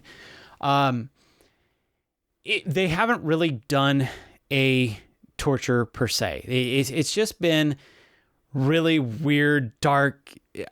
Isn't this funny? And you're like, actually kind of is funny because of your reaction more than anything. I don't know why, but this show is kind of working for me, and I'm like, yeah, I like it. I've decided I like it. No torture, weird. But let me play devil's advocate here. You've technically had him unable to log out because he was stuck in the event, which forced him to be stoned in the middle of the street by rocks, and which naturally you do get stoned by rocks. But I have to kind of clarify that. You have him stuck in a prison cell, unable to log out and escape, and having his childhood friend guy show up and spit blood all over him and haunt him for several hours. You've had him be locked down by his other girl and have his leg nearly cut off. But there has been zero torture technically in this show. I mean, as far as dragging it out for a long period of time. He was stuck in a prison cell for a very long time with his friend puking blood all over him. That's a very long time. It implied a very long time that he was stuck in there before the Misa girl showed up. No, like I said, I'm just playing devil's advocate. I don't know. Like I'm fascinated by the world. I like the concept of this. I love this idea, and like I've mentioned before, this is by the same writer that did Cautious Hero. This is Light Tsuchihi, and Light Tsuchihi just loves taking the norms and really warping them. Like normal concepts and archetypes, and really warping them to the point of just absurdity. And I see that in this world that he's created with Kiwami Quest that he's actually dealing with. It's a very twisted idea of a super difficult, super realistic world that Hiroshi is having to take on. Again, like I said, it doesn't break it or anything, but it doesn't make any sense that and I think that's a lot of my issues with the show overall, is I just don't like the characters. None of the characters appeal to me whatsoever. You have Hiroshi as a wine bag. Like I said, for some reason he keeps doing something even though he hates it. He has a screwed up past, and I feel sorry for him, but he's just kind of a depressing, annoying person. I love her Seiyu. I think her character is funny, but she's overly well endowed. I don't like her character design. And Alicia is a super over the top yandere character. I feel sorry for Martin. He's a good guy. I like the only character I like is the guy that got killed, and that's why everybody hates Hiroshi, is because they killed the nice guy. Kaede is just kind of, I understand why she is the way she is, but she's just a mean little sister. Misa I haven't really seen too much of. She just seems like a twisted, again, I don't really care much for her character design. We got two yanderes getting ready to fight it out, so. Genji is this jerk guy that just is self-interest. Again, don't really care. Amos was kind of funny.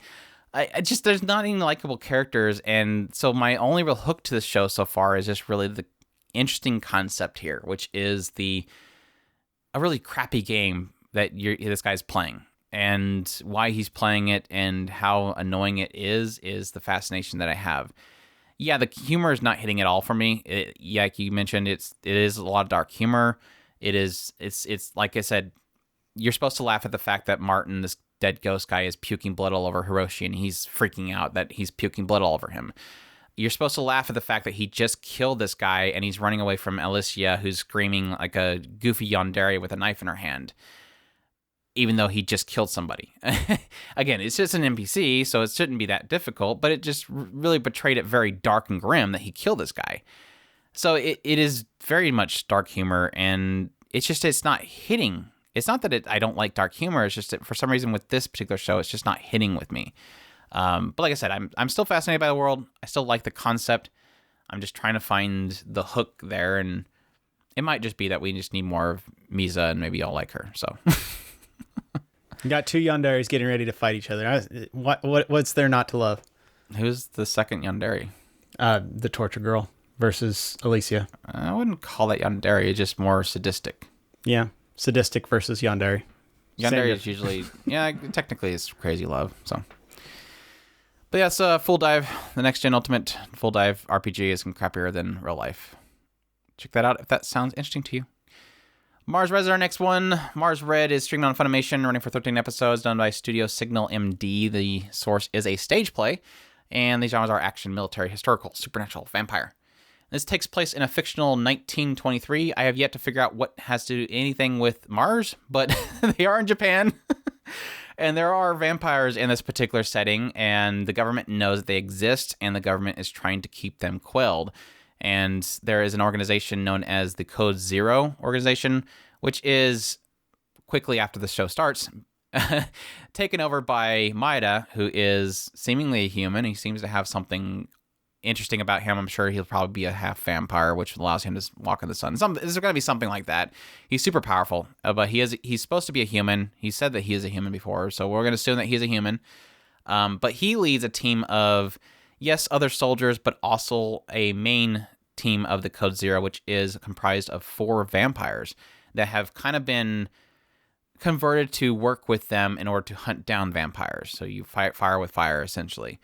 One is Tokuchi, who kind of seems like he's more like he kind of feels like the middle-aged office worker guy. He just kind of wants to go by the book and not be bothered by things. Kurusu, who is essentially he was bitten by a very high-ranking vampire, and so his potentials are extremely high. He just doesn't know how to tap in them quite yet. Suwa, who's kind of like a ninja. He's just kind of a weird ninja character, very quiet.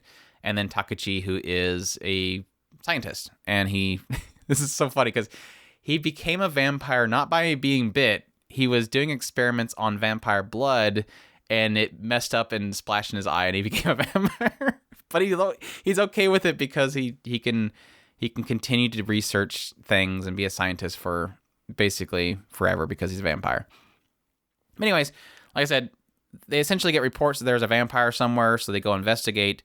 They find the vampires, and then they give them 2 options. You either come with us to the organization, which they will try to convert them to work with them, or die, essentially. Every person that is bitten has a chance of either being killed by the bite or actually changing into a vampire.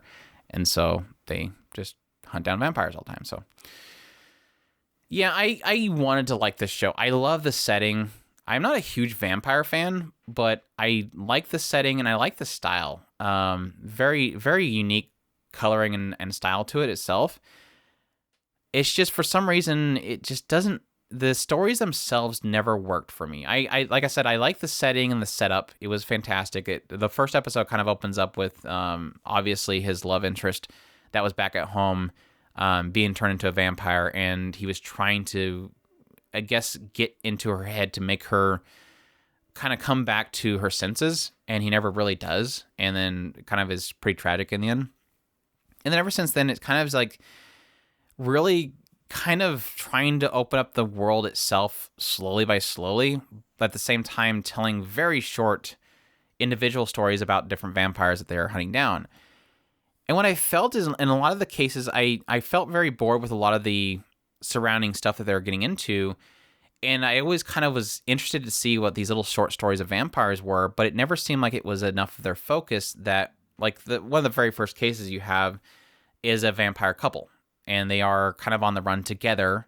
They are uncovering this aspect of this artificial blood that they have created, and these two vampires were using it, and so that it eventually led to them.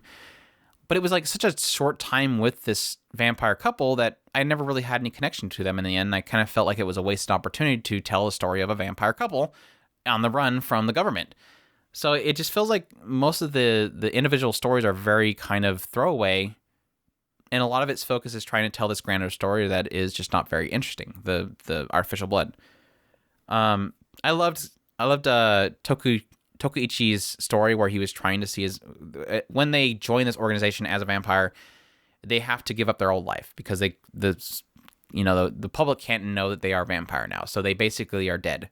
And he wanted to see his wife. So they waited for this kind of candle ceremony.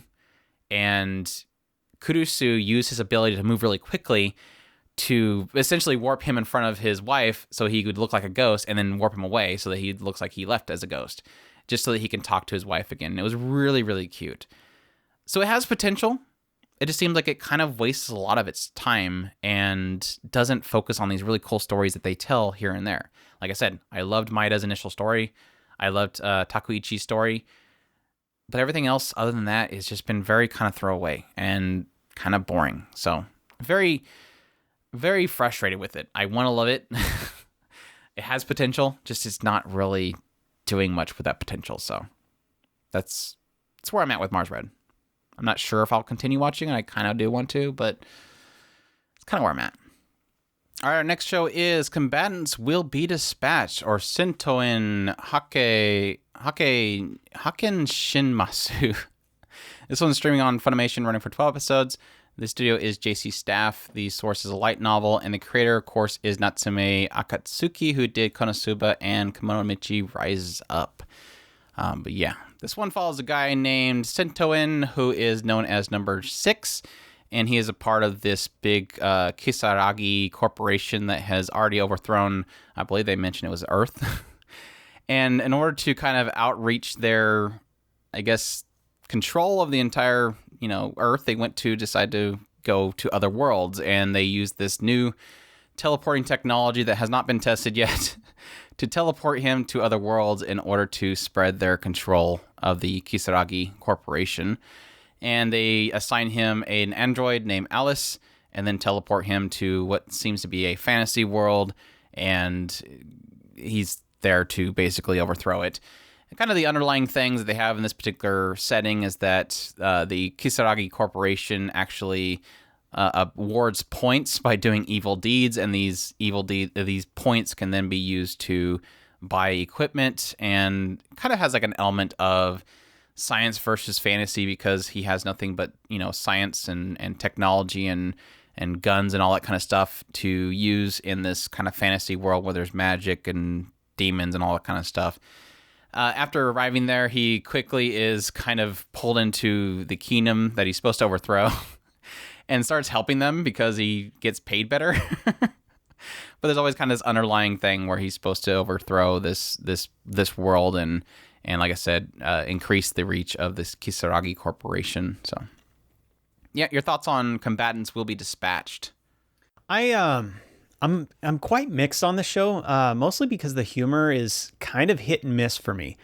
I do love the concept. I love the characters. A lot of the characters are really goofy and it's just there's a ton of pure absurdity in the fact that he wins a lot of these fights for good by doing bad things. So it's kind of this really weird absurdity and involved in a lot of that. And so in a lot of ways, I really do enjoy myself watching the show. But like I said, the humor is very hit and miss. I mean, there was one episode that in particular where I was just rolling on the floor. I thought it was just too funny. And then the next episode, it'll be, yeah, I see the humor there. I want to laugh, but it's just not there.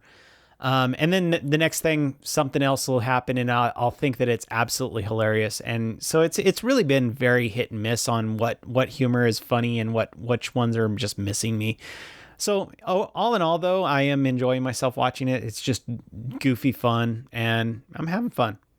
Yeah, the unfortunate thing is I always kind of go into these shows by Natsume Akatsuki really kind of expecting another Konosuba, and Unfortunately, with Kemonomichi Rise Up, obviously was a disappointment for me, as those have learned or heard our review of that particular series. I was very disappointed by it. It wasn't the Konosuba I was looking for. And then, of course, when Combatants Will Be Dispatched comes out, I'm looking for Konosuba. And I think that's more of a problem with myself, as I'm trying to relate everything to basically a comedy legend, which is Konosuba. And it never really hits that. But it does feel like the writer is trying to go back to the roots of Konosuba, because a lot of these characters do have kind of characteristics that will kind of match Konosuba. You have Rose, who seems very chuny at the very beginning, or at least her grandfather wanted her, or told her that she should act that way, and it's really chuny. They made an explosion reference. Snow is very kind of Aqua-esque in the idea that she's very kind of selfish and, has a lot of self-interest and getting higher in the ranks at this particular kingdom military system through basically using other people and stepping on other people. Has a lot of misfortune similar to Aqua. Grim is feels like I wouldn't say that she's quite darkness, but she's pretty close darkness in the aspect that she has weird taste.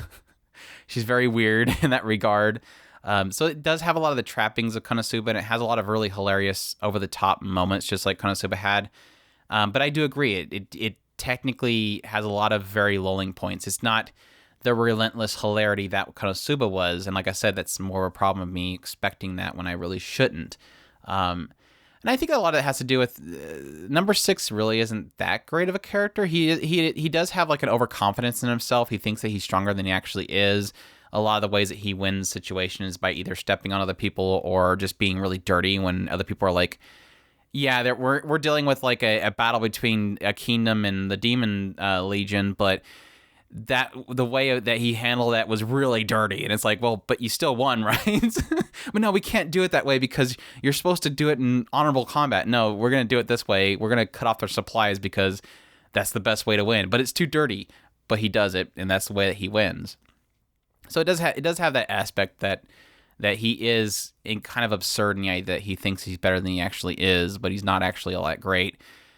I think this show has the syndrome of not, I guess, acting on something that you have this unique gimmick that is really hilarious, but you never use it, which is the evil deed system. It's like very rarely, maybe once per episode, he'll have this moment where he does something really bad and he's gaining evil points. And it's like one of the golden points of the series, and they don't utilize it very much. And it's always great when they do.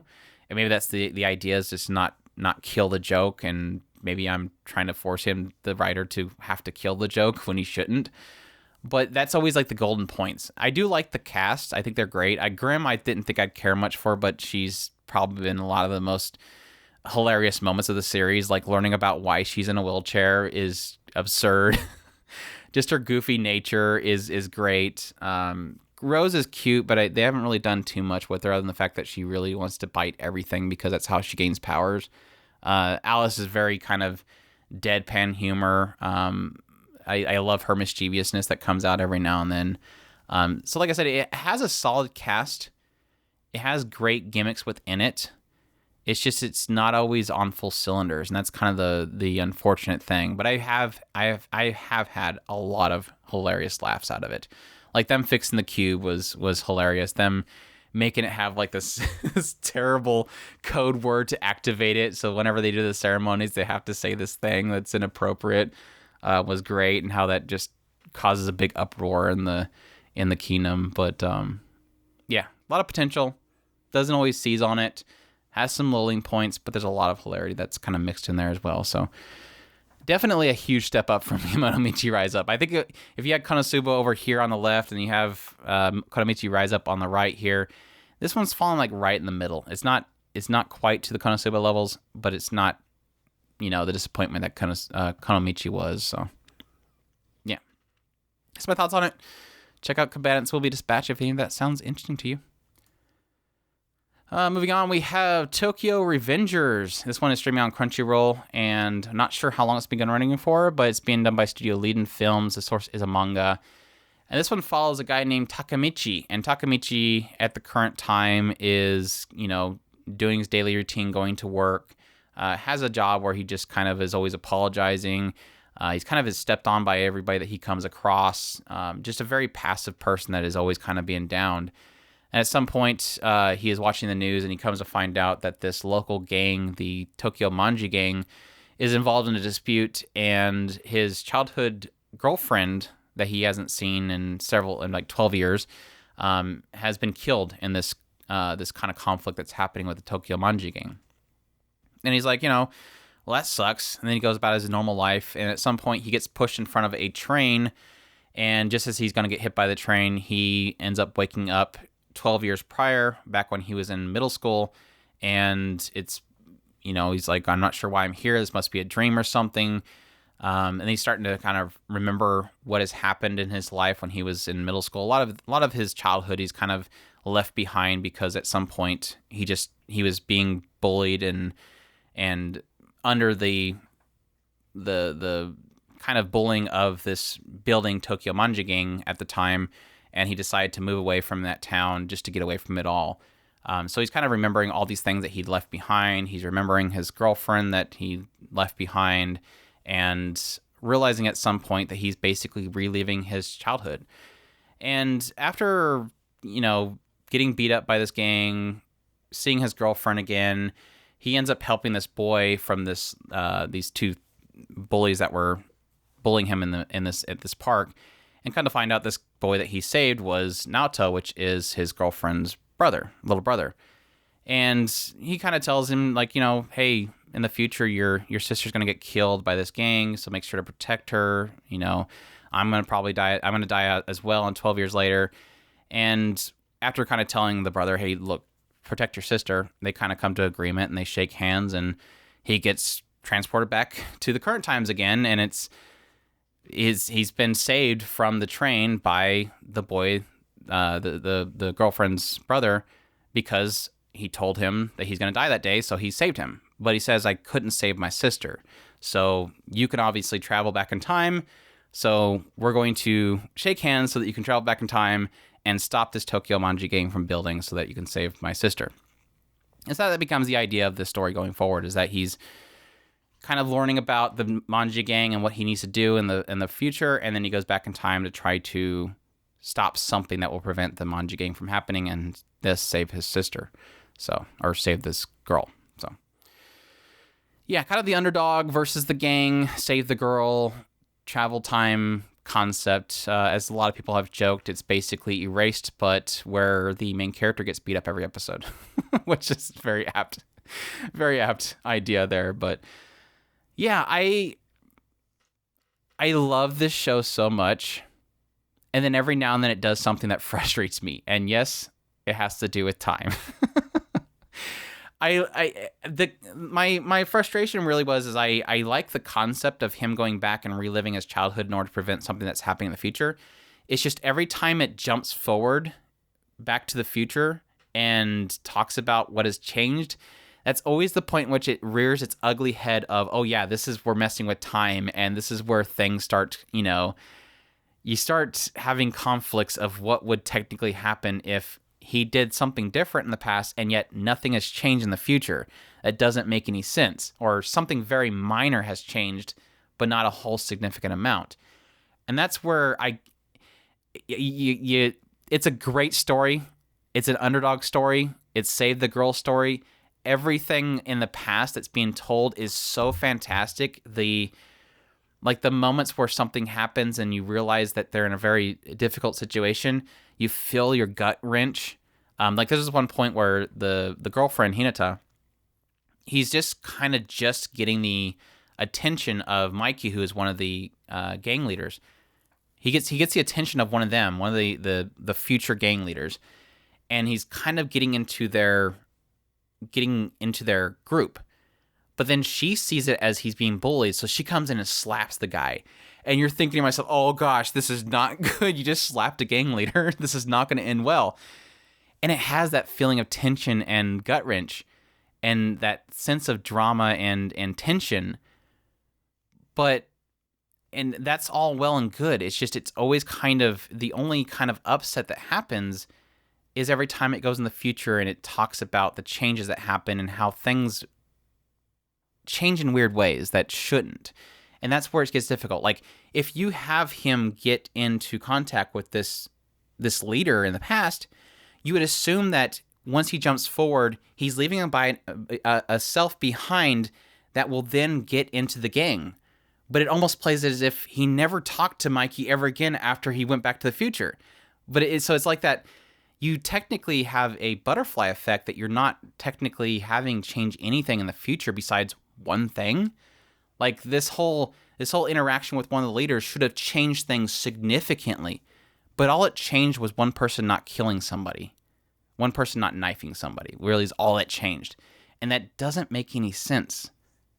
More should have changed, and so that's my biggest frustration that I have is. I almost want to say, if you have a problem like I do with, I'm not like Chris, where I the moment time is mentioned, I cringe. It's more of a thing is that I agree with Chris when you start to have these inconsistency with how much should change based on a significant change in the past. More should, and it's not even the butterfly effect. The butterfly effect is the idea that if he just steps on a twig, it should make it to where a tree never appears in the future. It is more of a thing of when he has a significant change, like meeting and becoming friends with one of the gang leaders, that should cause significant change in the future, but it doesn't. And so I'm almost to the point now where I just want to ignore anything that happens in the future and just focus on this great storytelling of the past, because I love that stuff. I think everything that's happening in the past, that storytelling is absolutely fantastic. So that's kind of where I'm sitting. I think the drama's on point. I think the aspect of the underdog and him stepping up and realizing this is something he wants to change. He wants to get stronger because essentially in his future self, he's become very soft. So he's having to reacquaint himself with, oh yeah, I was technically a part of a group of friends who were trying to be tough kids. And he's having to get stronger through just perseverance and realizing there's something he wants to protect. And it's doing so well at telling that story. And I love Hinata, and I want him to protect Hinata. Mikey's introduction was fantastic. All of these moments in the past are just great storytelling that I'm absolutely loving. I just get frustrated when it gets back in the future. And I almost want to... I wish they didn't do so many leaps back and forth. Well, it's not too many, like technically 3 so far, but I get frustrated when it gets back in the future because then I realize the flaw of the time mechanic they're doing, and I get frustrated by it. So that's my only big stipulating point is when they do talk about the time changes, it gets frustrating. So, but other than that, I'm loving it. I'm absolutely loving it. I think Chris would love it as well because he likes underdog stories and he likes to protect the girl, save the girl stories. So it's definitely on my list right now. Yeah, looking forward to getting back into it. Definitely enjoying it so far. Just again, time stuff is a little bit shaky. You have to kind of ignore it. You have to put that suspension of disbelief in there, definitely. So yeah, Tokyo Revengers, definitely up there for me. To Your Eternity or Fumetsu no Anata e. This one is created on Crunchyroll, running for 20 episodes. The studio is Brains Base. The source is a manga. And of course, the creator is Yoshitoki Oima, who did A Silent Voice. And this one essentially follows. It starts off with a narrator. It's a being that is essentially observing this object that he places upon the earth, and this object has the ability to, when it is kind of stimulated by something nearby, it's able to change forms into mimicking it. So early on, it turns into a rock, and then eventually a wolf comes by and collapses on it, and it turns into the wolf. And then it eventually travels until it finds basically the wolf's owner, which is this boy that's at this abandoned village. And over time, you're kind of seeing essentially what the creator is watching. He's watching this being that is able to, like I said, mimic things as it essentially learns about life. It learns about people. It learns about emotions. It's learning about things that are kind of natural to us. It's learning slowly by its experiences with different people and different creatures about this world. And yeah, obviously I jumped into the series when it was the manga form, back when I realized it was the same creator as A Silent Voice. I loved its earlier arcs, and I eventually got to the point where it was the later arcs, like 4 or so arcs into it, where I kind of dropped off the series. I kind of wasn't getting much out of it. I did like the writer's ability to kind of hit on a definitely a different setting than a silent voice, but at the same time, some of the later arcs just got a little bit too much for me, and I just kind of got bored of it. But I did really like the concept of this. Basically, this object of nothingness slowly learning about emotions and the stories that are kind of being told around it that it is experiencing, that you're experiencing at the same time. But yeah, it's so funny because when I watched the adaptation, obviously they're doing a fantastic job of it. There was a couple kind of lazy points in the first episode that I noticed, but overall it's been doing a fantastic job. It wasn't until like the third episode that I was like, oh yeah, I forgot about this part in the manga, and they pulled off the adaptation of it so fantastic. I was like beside myself with how much I was like, yes, they pulled off this scene that I completely forgot about that was fantastic. They pulled it off in animation form, and they did an amazing job in animation. They animated a bear. I'm sorry. We've had issues in the past with certain other shows that were deciding to CGI bears, and so it was nice to see this gigantic, massive beast of a bear fully animated, and the fight scene with it was absolutely stellar. This particular scene in the third episode was a scene that I remember when I read it in the manga, I got a little bit emotional, just because of what it was doing, what it was portraying. It wasn't that it was a sad scene, or not that it was a dramatic scene. It was just that it was a pivotal scene. And it wasn't until I watched the adaptation of it that I remembered that, but it was amplified by music, animation, everything in that moment. I actually got emotional because of how beautifully it was actually adapted. And what I got from that was that, not that the second arc was my favorite. I think the third arc was something that I wasn't sure I was going to enjoy, but it actually turned out to be one of my favorite arcs. And so while I'm watching the adaptation, I'm just looking forward to this third arc. But after seeing how well they made out this second arc so far, I'm increasingly excited to see what they do with this third arc because of how well they're adapting it and how well they're taking this source material that I enjoyed, but then, like I said, I dropped off, and transformed it into something even better. And that has me excited for possibly this final arc that I kind of drifted away from the series because of. And if they can possibly make this into something even better and re-spark my love for the series. I don't know that the manga is still going and that it will be beyond what they adapt with the 20 episodes. But if they don't adapt everything, I think so far this will get me back into the manga because of how much this is kind of reinvigorating my love for this writer. So, have you gotten into it yet? No, not yet. It's got a wolf. I know. There's a wolf, Chris. I already seen the wolf part. Yeah, there's a wolf, Chris. Already seen the wolf part. You seen episode 3 or the first part? The first episode. The first part. Oh, okay. Yeah. Oh no, I haven't watched it. I already read the entire wolf story. So. Yeah, it's crazy because a lot of the great aspect of the story, like I said, it is a lot of its focus is around this object learning emotion, but a lot of it's like around everybody else's reaction to this thing that's very foreign. Like they did so well at how, like when they first meet this other form of him, he just seems very foreign. He seems very different. He seems very alien. But then as it's kind of learning things, like there's a really cute scene at the very end of the third episode where this girl's trying to make him learn how to thank him. Like she got something out of a tree for him, and he would just devour it, but he would never respond with like a thank you. He doesn't know how to talk. And so she keeps saying, you need to say thank you or arigato. And she keeps doing this, and then eventually at the very end of the third episode, it like walks up and just says, as a wolf, arigato. It's so great. Like he's trying to mimic a human as a beast, and it's trying to mimic a human as a beast, and it's always like the weirdest thing. Like the boy at the very first episode, he's like trying to teach him how to eat, and so he does all this stuff, and the thing just does the same exact thing. It's great. Yeah, they're doing a fantastic job at adapting it. It's a story that, like I said, I really want to get back into, and they're just doing a fantastic job of adapting it so far. They're knocking out the park, all the emotion. They're knocking out of the park, all the portrayal of everything, the scenes, the music, everything is on top notch. So, yeah, To Eternity, definitely exciting. Looking for more, but that's that. Definitely check that out if that's interesting to you. Don't toy with me.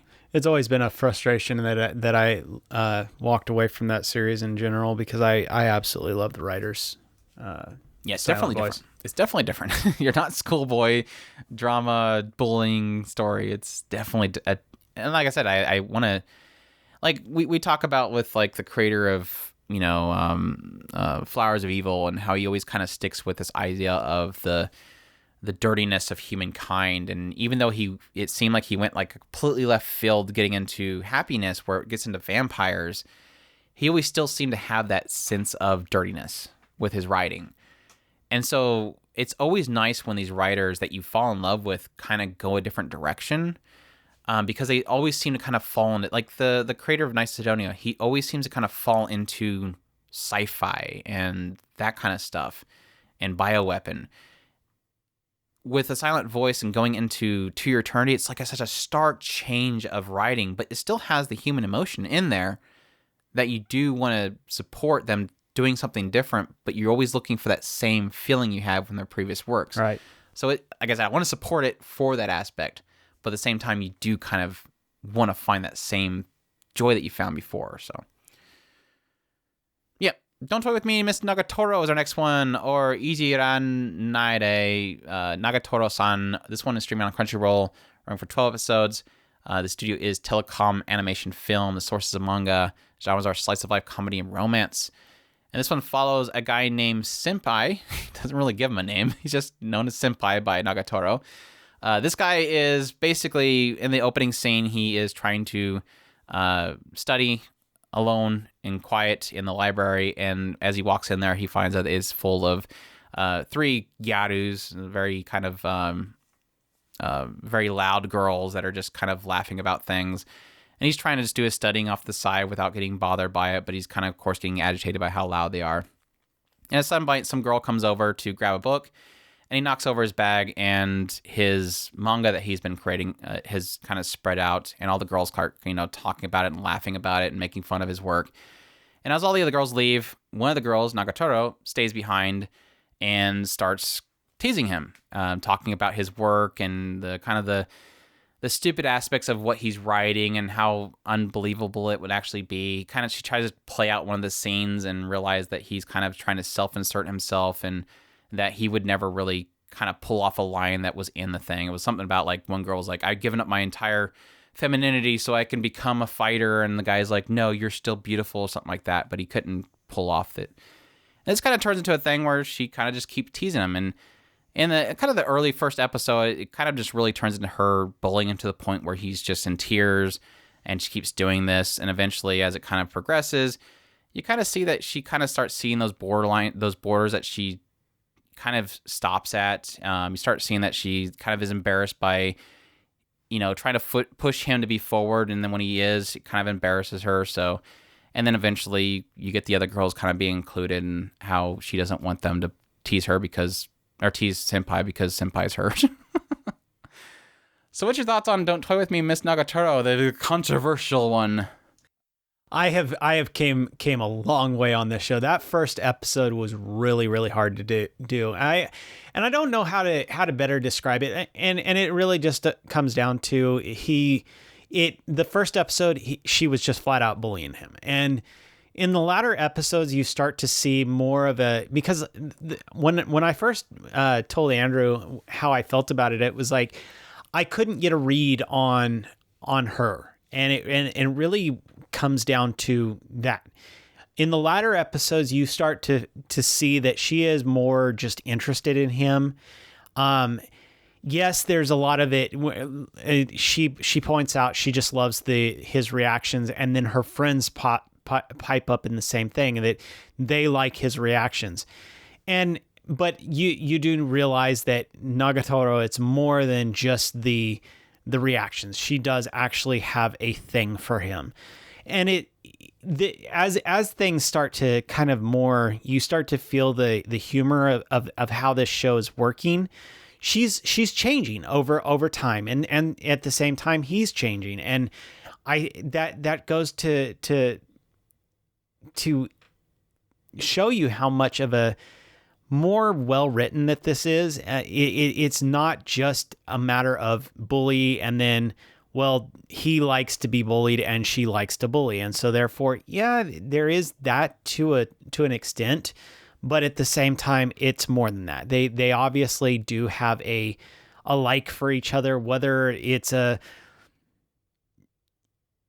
kind of antagonistic and maybe eventually it'll kind of even out a little bit more. I don't think that she'll ever stop teasing him. That's obvious at this point, but it is what it is. And I am enjoying it. I really, really have gotten to the point where I just love watching this every week. So yeah, it was a similar frustration that I had. Was the first episode it just felt wrong. There was nothing entertaining about it. I mean, yeah, you can probably get a lot of laughter out of everything pre him crying and her laughing about the fact that he's crying, but it felt nasty. It felt like bullying. It felt not entertaining. And that was a lot of the thing was, of course, everybody's saying, no, wait, just wait.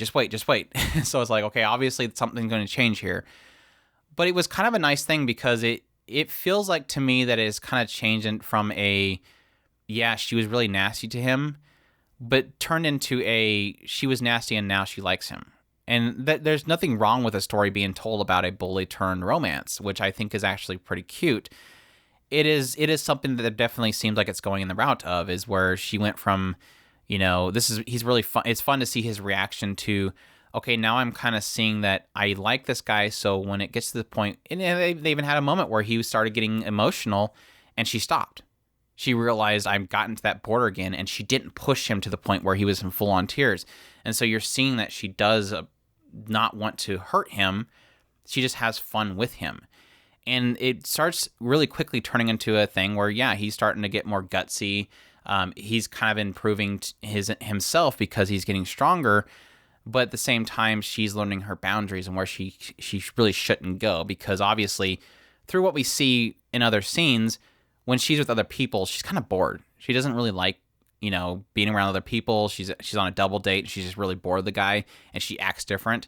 It's not until she's with him that she feels more free to be silly and goofy. So you're obviously seeing she enjoys her time with him, and so she will gain that appreciation for him and not push him to the point of being in tears. Yeah, I was a little bit afraid with I only watched up to the point where they just introduced the other girls. I haven't seen the episode after that where they're going to be going after him to see, like you said, if it's going to go to turn into a case where she's going to continue to let them to I guess put on a facade that she wants to be mean to him still, just to put up with her, just to save face with her friends. But it, like you mentioned, it is fascinating to see something that, yes, coming into it, I thought it was just going to be a teasing Master Takagi-san, which I'm perfectly fine with. But then seeing it being as nasty as it was in the first episode, seeing that evolve, definitely turns it into something a lot more interesting than just a comedy about a teasing girl. It's turning into possibly being something of a bully turned romance that I think will actually be pretty interesting in the end. So, and she's cute, so give it that. I mean, I understand the tan girl, best girl nature of it, and there's a lot of really funny moments in there. But like I said, it wasn't funny to me until the second episode on. That's when I can start going, okay, he's actually punching back now. He's actually going along with it in certain cases and seeing their reaction as it feeling like they're actually in the teasing environment together rather than it just being one-sided. It's a lot more fun. So it's been a real enjoyment after the first episode. Just not a very fun first episode. Which was really shocking to me because I'm like, everybody's like super big on this show and now we're here and this doesn't seem fun. So it's nice that it's evolving. So yeah, Don't Toy With Me, Miss Nagatoro. Definitely interesting show. I just love every time that he's like the nipple finding game, and like he starts going towards her, and you just have the whole thing where she's like, "Oh crap, he's actually gonna do it! I gotta go." They did a tickle scene, and she of course could tickle him until he squealed, and then she dared him to tickle her back, and he was getting right up on her, and then all of a sudden, oh well, let's change this game. I want to do it now. Shadow House is our next one. This one's streaming on Funimation. This is done by Studio Cloverworks, running for 13 episodes. Source is a manga, and the genres are slice of life, supernatural, and seinen. And this one follows essentially the Shadow family, which is this family, almost like a very gothic setting, big mansion. And this Shadow family are people that have no faces. Their entire physical body seems to be made up of like darkness. They emit ash or soot from their heads whenever they're kind of anxious or have negative feelings. And each of these family members, when they are reach a certain age, when they're coming of age, they are assigned a living doll. And we find out later this grandfather of the family basically brings to life dolls that will become the faces of the Shadow family members. And so they're assigned one of these living dolls. I haven't gotten to the episode where they have the debut, which the debut is where they supposedly will find out if they are suitable to be of age based on their performance between the actual family member and the living doll. But it seems to insinuate so far that the concept is that they have to have the living doll completely mimic their emotion, their appearance, their facial expressions, to essentially be the face of the family member. And we follow a girl named Amilico, who is one of these living dolls. She wakes up every day, goes up to her master's chamber, cleans up all the soot that has been emitting into the bedroom, and then spend time with the master, which in this case is Kate. And like I said, Kate doesn't, even though they're supposed to kind of create this kind of bond between each other to become almost a face of them, it seems like Kate's more kind of just trying to just find entertainment, reading a book, not really paying too much attention to things, becomes kind of friendly and a friend of Miliko as they kind of spend time with each other. And then later on, when Miliko falls out of of a window while cleaning it, that's when we meet another family member, another Shadow family member, and how completely in sync that she is with her living doll. And so you obviously see that there's possibly something Kate's not doing properly here, even though she has to go to her debut. On the other side, you also have, at a certain point, Amilico is able to go out into the rest of the mansion, where she works along with a lot of the other living dolls, cleaning up the mansion. It's huge, it's massive, and you learn about the soot phantoms, basically. If the soot stays out too long and it doesn't get cleaned up, it will kind of gather together and become a phantom, and these phantoms can harm things, so they have to go and destroy it. And if they get kind of engulfed by the phantom, they can get soot sickness, which kind of makes them almost like they're mindless. It kind of damages the living dolls. That's basically the gist so far. Just kind of the mystery of the Shadow family, the living dolls, and the phantoms and the soot all kind of mixed in there. So, your thoughts? This show has been absolutely just way too much. I really, really have enjoyed it.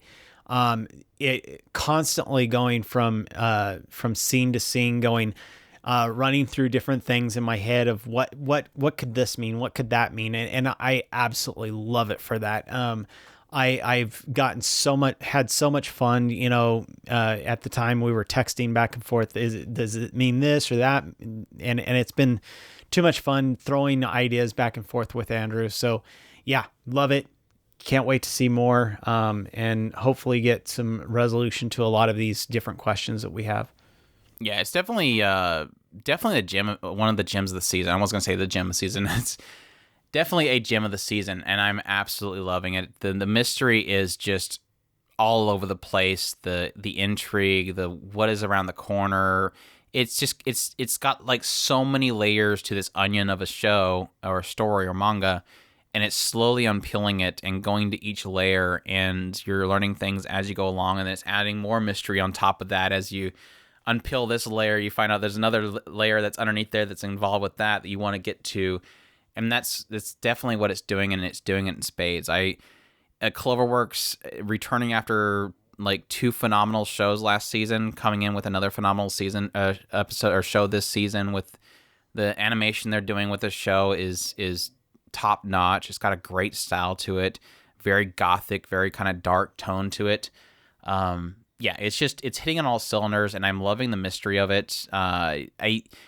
We've been theorizing on, are the living dolls even dolls? Are they humans? The soot, how does the soot work? Are they controlling the soot? Is the soot in the dolls? There's all these really cool little mysteries that, like I said, we're having a lot of fun really unpacking and trying to figure as it's going along, that I'm looking forward to more. Unfortunately, have not gotten caught up with the last, I think, episode, maybe 2 episodes, so I really do need to get back to it. But it's definitely one that I've been enjoying watching, and I'm going to enjoy kind of doing a weekly impressions on it, just because of how much it has to unpack there is excellent, and how much I think the thing that I'm enjoying more now that I'm doing other content for the Otaku Spirit is having something that you can really kind of speculate on. I mean, Spider is a great example of that, having a lot of things with misdirection and speculation just adds a whole nother element to a show. And it's what is so great about the non-Netflix method of because could you imagine the show being a Netflix full release? It'd be less fun. Spider is another example. Less fun to not have that weekly speculation. I mean, it's just like when the mangas were released for the show, or when the original source material was released. It was released on a chapter by chapter basis, and people loved speculating on it. To have it all kind of released in a big, huge compilation of 50 volumes is not as fun. So. And this one's definitely a prime example of how much fun that speculation and that intrigue can actually create, because it's hitting the mystery, it's hitting the intrigue spot on, and the characters are great, very very fun to be around. And Milako's very genki and a very cute character to watch. So I'm interested to see where it goes from here, but. I am very glad that this is not as dark as it came off as. I fully admit it's got a dark theme, but not dark feel. I was fully expecting it to be a lot darker than it actually is, and I came strictly for the aesthetic. The only unsettling thing that's happened so far was Rosemary getting the soot sickness. It was like, what the heck, dude? The eyes go all blank, and she's just going, ugh. Like, she looked like the character from Zombieland Saga. Yeah. It had the potential of being very dark, though. I mean, it technically still could. But there's a scene in the last episode that it was like, was that necessary? We'll see. We'll see. Yeah, Shadow House, definitely high recommendation from me. I think it's definitely a gem of the season, for sure. Another gem of the season, Pretty Boy Detective Club, or Bishonen Tantaiden. This one is streaming on Funimation, and don't know how long it's going to be going for. It's being done by Shaft. The source is a novel, and of course, the novel was created by Nishio-san. So that's the big hook for me coming into this show. But yeah, we'll get more into that in a minute. This is my reminder of how much I hate Funimation right now. So yeah, this is going to be the one that Funimation is going to give me crap about watching it. Funimation is getting angry at you for watching the show? Yeah, it's giving me a hard time watching it. I tried to watch it. You're having issues playing it? Mm-hmm. Okay, I thought you were saying like Funimation's coming after you in emails or something. Like, you need to stop watching this show. But anyways, this one essentially follows a girl named Mayumi Dojima. And Dojima, as she is gazing into the stars, is approached by a boy named Manabu, or Satoen. And Satoen is very confident of his beauty. Claims to be a detective and that can figure things out, and starts kind of pointing out things about what she's doing, and eventually gets her to ask him to solve a mystery for her, which she wants to figure out essentially what happened to a star that she's seen 10 years prior. When she was younger, she was out on a picnic with her family, and she was gazing up at the star, and she's seen a bright, shining star that she basically inspired her and gave her the dream of becoming an astronaut, and so she can go out and find this star. And I guess land on it. I don't know how you land on a star, but hey, it's a dream. It's a dream. But anyways, as she's she told this to essentially the club, which is the Pretty Boy Detective Club that Satoen is a part of. And this Pretty Boy Detective Club is comprised of pretty boys. The rules of the Pretty Boy Detective Club is that you have to be beautiful, you have to be a boy, and you have to be a detective. And there's a fourth one later, which is you got to be a team. I think they're going to add roles as they go along, but yeah. So Satoen, who is the main kind of leader of them all, is very ganky, very high energy, has a very strong focus of like aesthetics, wants everything to be beautiful, And there's Fukuroi, who is kind of the delinquent. Everybody kind of sees him as being a delinquent character, but he is actually like that kind of pretty much just cooks for them, essentially. Yeah, he's a cook. Ashikaga, who is kind of the athletic one, is known for running really fast and being very athletic. Yeah, he's very, very focused on his legs, very, very beautiful legs. Yubiwa, who is the artist. And then Sakaguchi, who is known for his speeches, very, very good at speaking. But yeah, this team of very well-known boys of this school, all being led by Satoen, who seems to be somebody that Dojima has never recognized before. And I think they said that he was a part of another. He's a middle schooler. That's right. He's younger. For some reason, he's a part of this club. But this Pretty Boy Detective Club is kind of well known, kind of through rumors throughout the school that they kind of solve people's problems. But anything that happened within the solving of that problem is never spoken of. It's like almost like they have this a gag order when they help them with something, and a non-disclosure, I guess, is a better way of putting it. But she also claims there's these problems that are caused by what they solve, which is always an interesting thing as well. But yeah, it kind of goes through them in the first few episodes of them helping her solve this mystery about what happened to the star that she apparently seen 10 years prior and has never been able to see since then, which, again, you'll get into eventually and solve that mystery.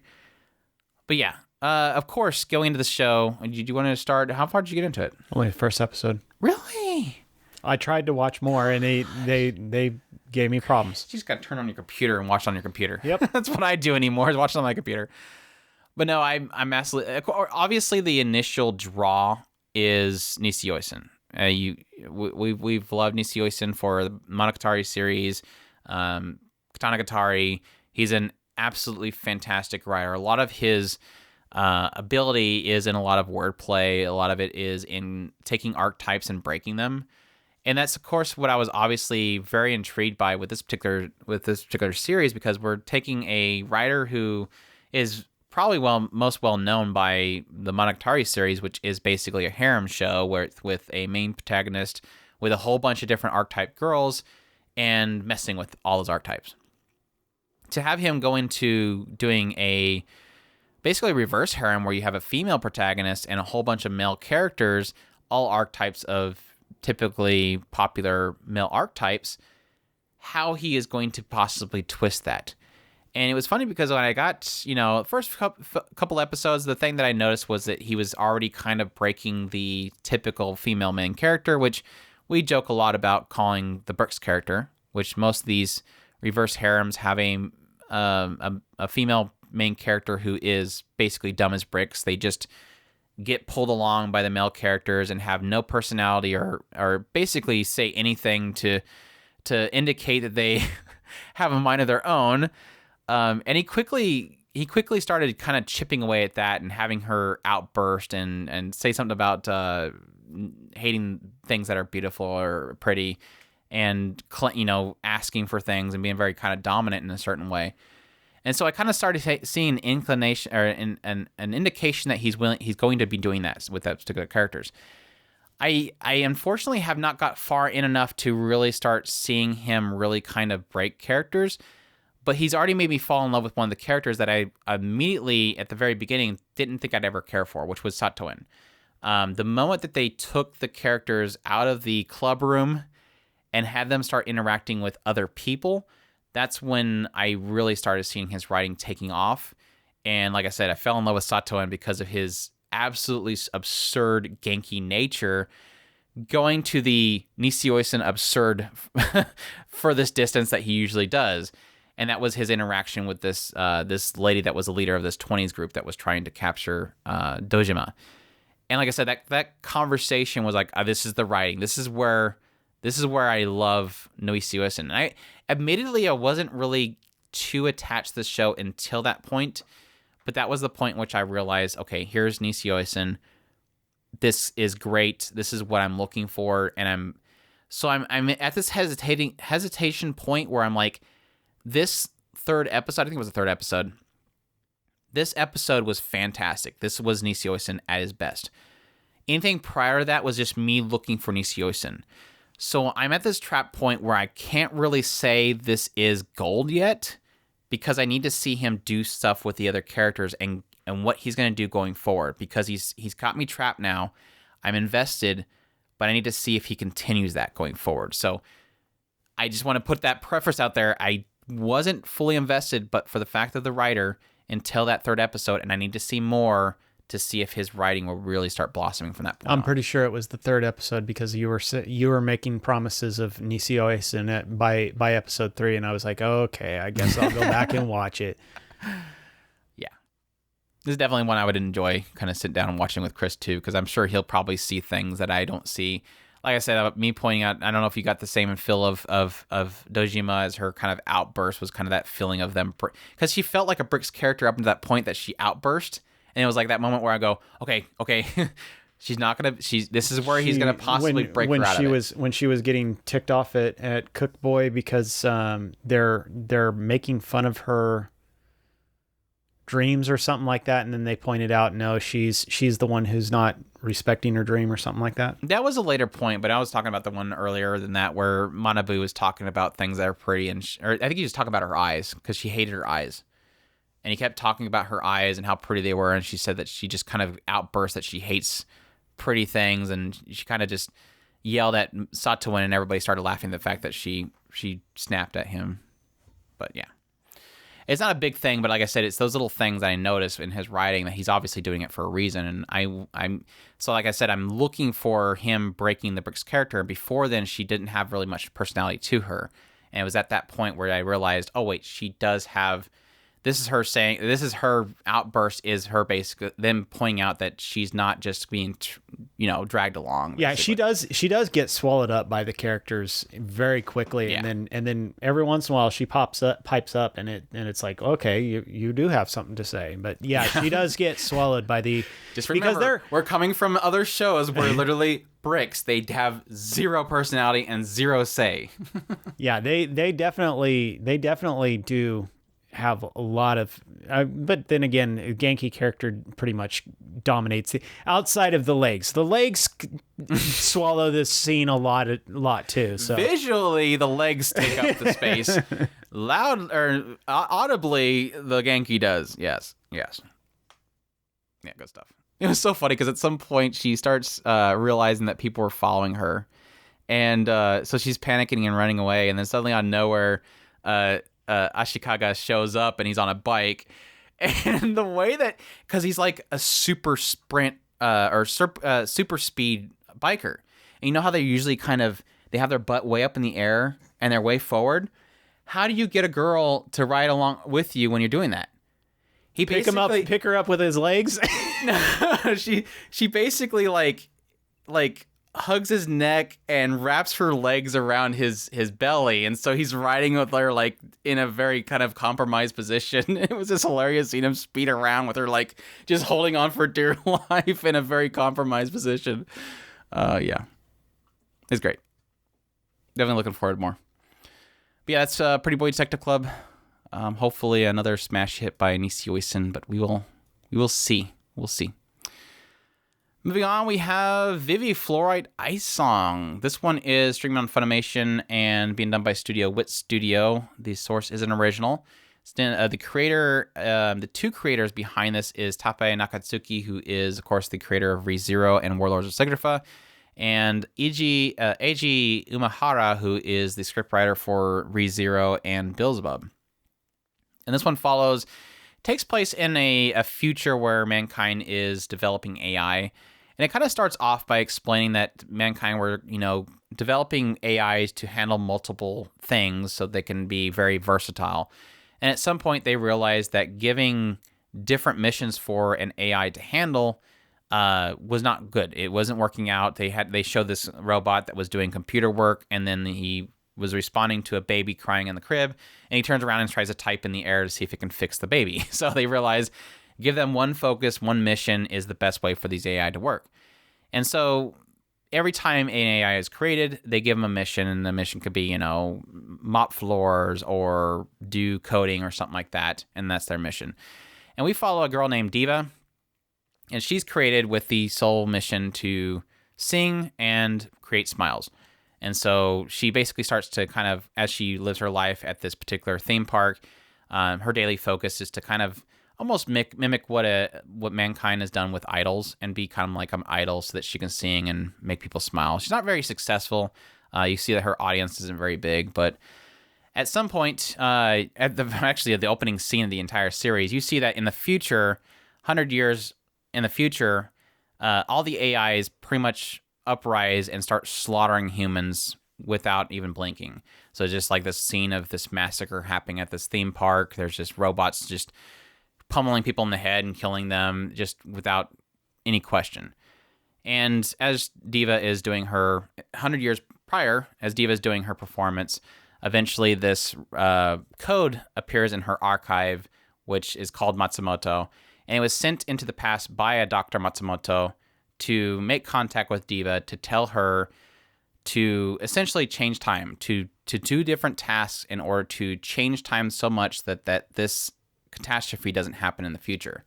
And so it's the whole story is kind of the span of 100 years where every so often in these certain singularity points, Matsumoto will reactivate, come to Diva, and tell Diva that she needs to do some certain thing, like prevent this guy from being assassinated, or prevent this space hotel from crashing into Earth, to prevent different massacres from happening that will create a divide between humankind and AIs that will eventually lead to AIs killing all humans. And that's kind of the gist so far. Throughout the entire series so far, you have a lot of focus on Diva, her lack of wanting to essentially give up her initial mission, which is to sing and create smiles, and how she is now essentially causing issues and causing sorrow of other people, which is completely in contrast to what her actual mission was, and the conflict that she has with that. Becoming combatant when in actuality her whole desire is to fulfill her mission, which is to bring happiness to people. She's now creating sorrow.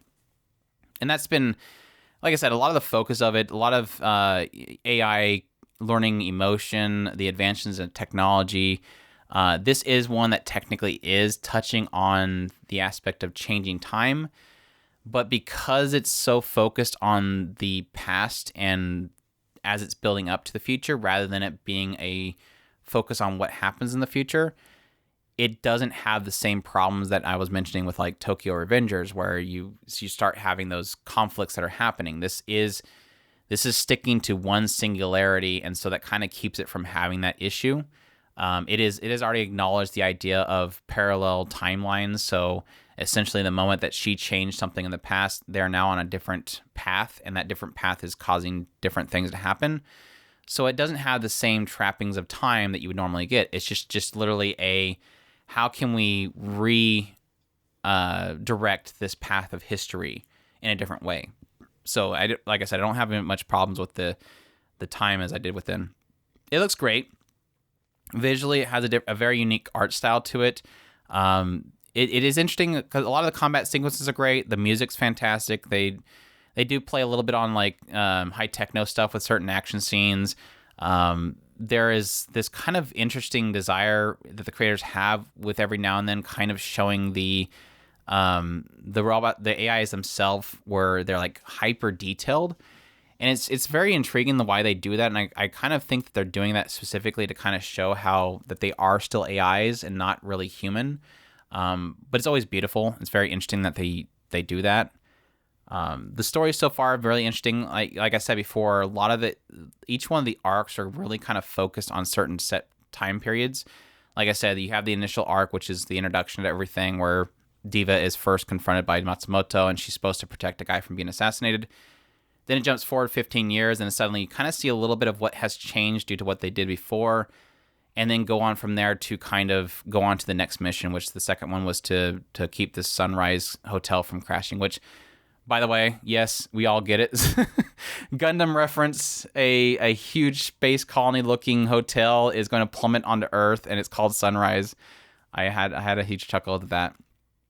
But yeah, the story behind that, why it was set in the direction that it was, and what effects that has on mankind, and getting that to be changed, and then jump forward another, I think it was 12 years after that, the next story and the next story and next story. And they're really cool kind of self-confined stories, each one kind of hitting on different subjects. Like with the Sunrise story, a lot of its focus was on two different AIs that were built the same way, both experiencing and going different paths based on what happens after that point of them being parallel. You had an arc that was focused on the idea of AI and humans marrying each other and having relationships and what that affects. The idea of the mission of nursing and how it can be affected by being displaced. There's all these really cool little concepts of AI and human interaction that are kind of being, I guess, toyed with each of these storylines. And it's the way that it's doing it's excellent. And like I said, it's really incredibly animated. It has a great style to it, great music. Everything is all kind of mixed in there, and I've really, really been enjoying it so far. It's definitely the one that I'm looking forward to each week, jumping into and covering on an episode-by-episode basis. So easy plug right there for the YouTube channel. I do my episode-by-episode impressions on this one. But yeah, really, really been enjoying it, and yeah, looking forward to more. Good little sci-fi show we kind of rarely get anymore, unfortunately. Got two really good sci-fi shows this season that, again, very rare. So, yep, that's Vivy Fluorite Ice Song. I just realized I've been misspelling this stupid word this entire time on YouTube. I kept putting fluorite like it's like flower-ite, and apparently it's Fluorite. Yeah, it's a color. I know it's a color, but I just spelled it wrong. It's a color of a gem. Then I had to go back and rename every single YouTube video of it. Anyways, next one we have is 86 or 86. It's just 86. For some reason they spell it out afterwards. But anyways, Screaming on Crunchyroll, currently being done by A1 Pictures. The source is a light novel, and the genres are action, military, sci-fi, drama, mecha.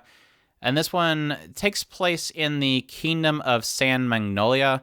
And San Magnolia is, you kind of open up with this girl named Lena who is kind of walking around the city, and you realize that everybody has the same color hair. You'll find out later that they are the race of the Alba, and all the Alba seem to have silver hair.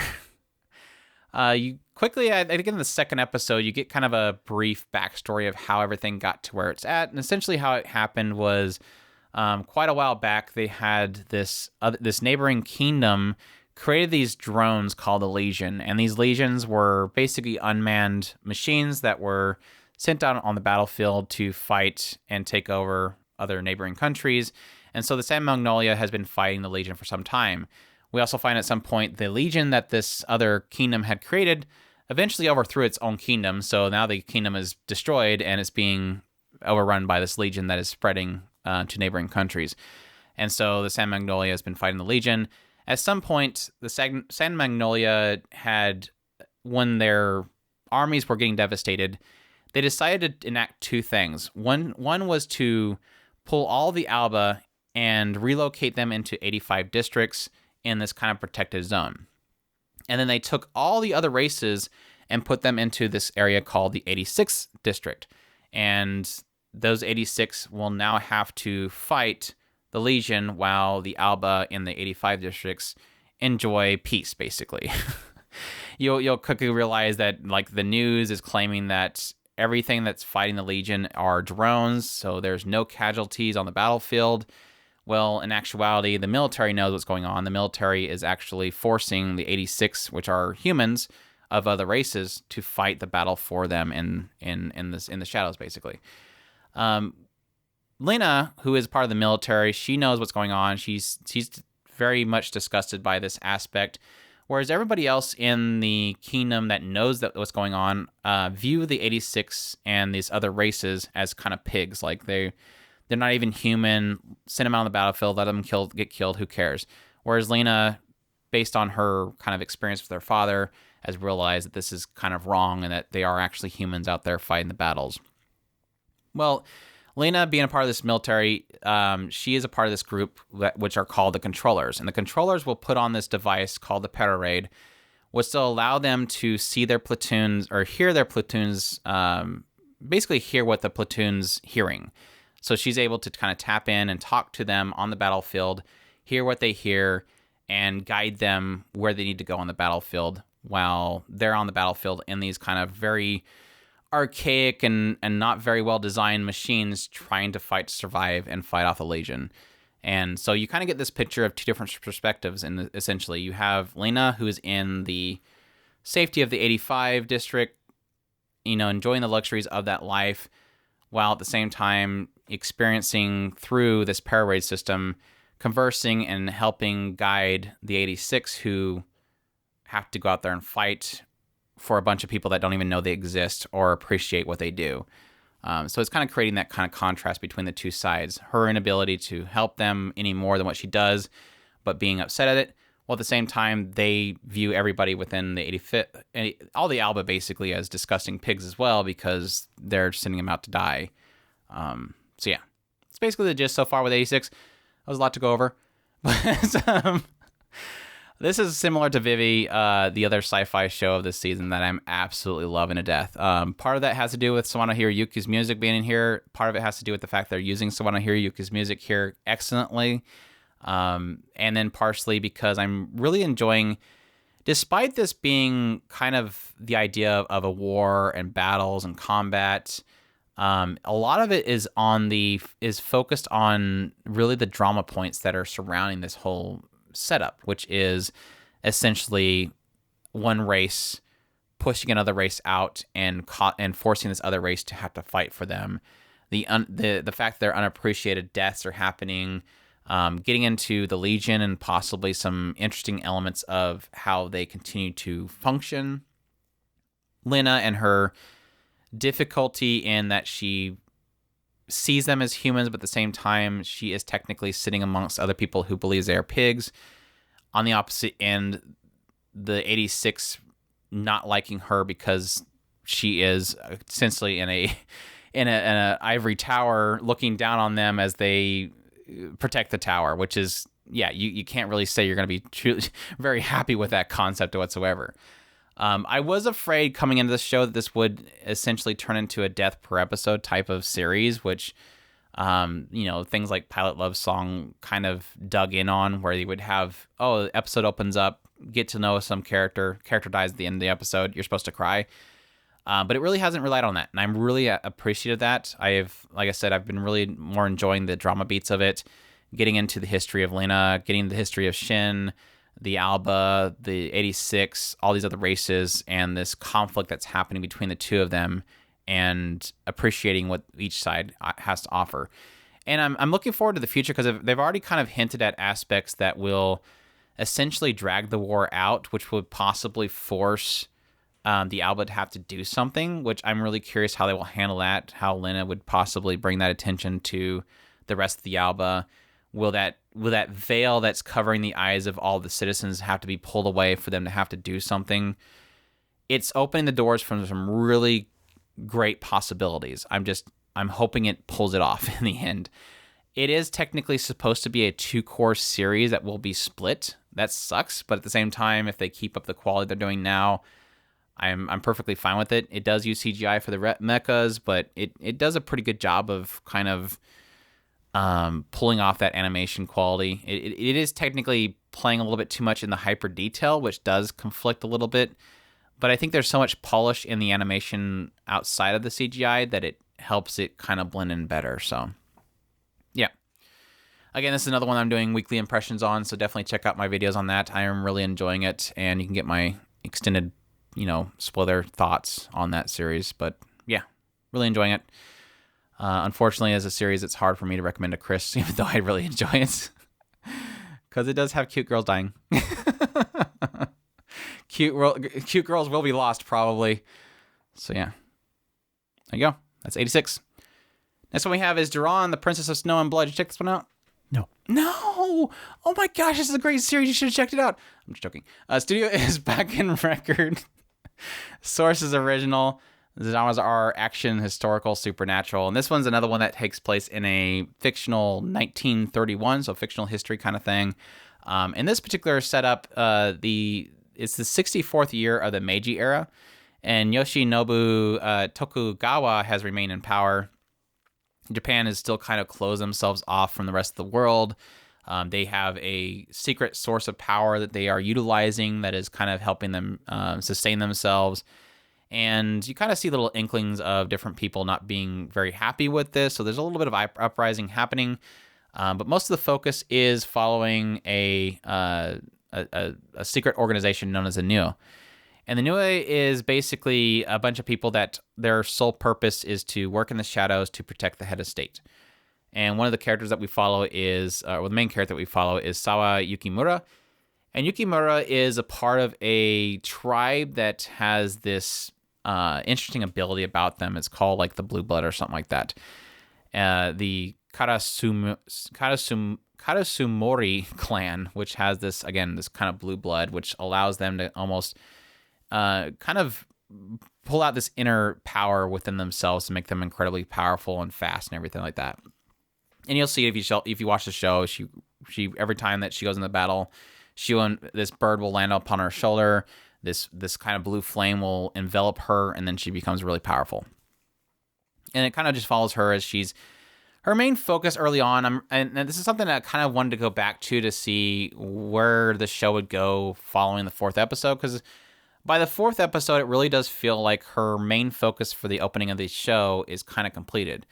Her main focus was that she wanted to seek out to find this Janome guy who essentially was the cause of the slaughter of her entire clan. So you get a little backstory where her entire clan is slaughtered. She's left to basically bury her entire clan by herself. This guy from the New Age organization shows up and says, hey, I can help you get revenge, but at the same time, I want to use you to, work with the New Age organization. And so he trains her, and then she eventually seeks out this Janome guy. And like I said, it technically puts a closure to that story within the first 4 episodes, so I'm curious of what it would go to going forward after that. Because this show, I like her backstory. The characters have very little appeal. They're not very interesting. None of the characters are very interesting at all.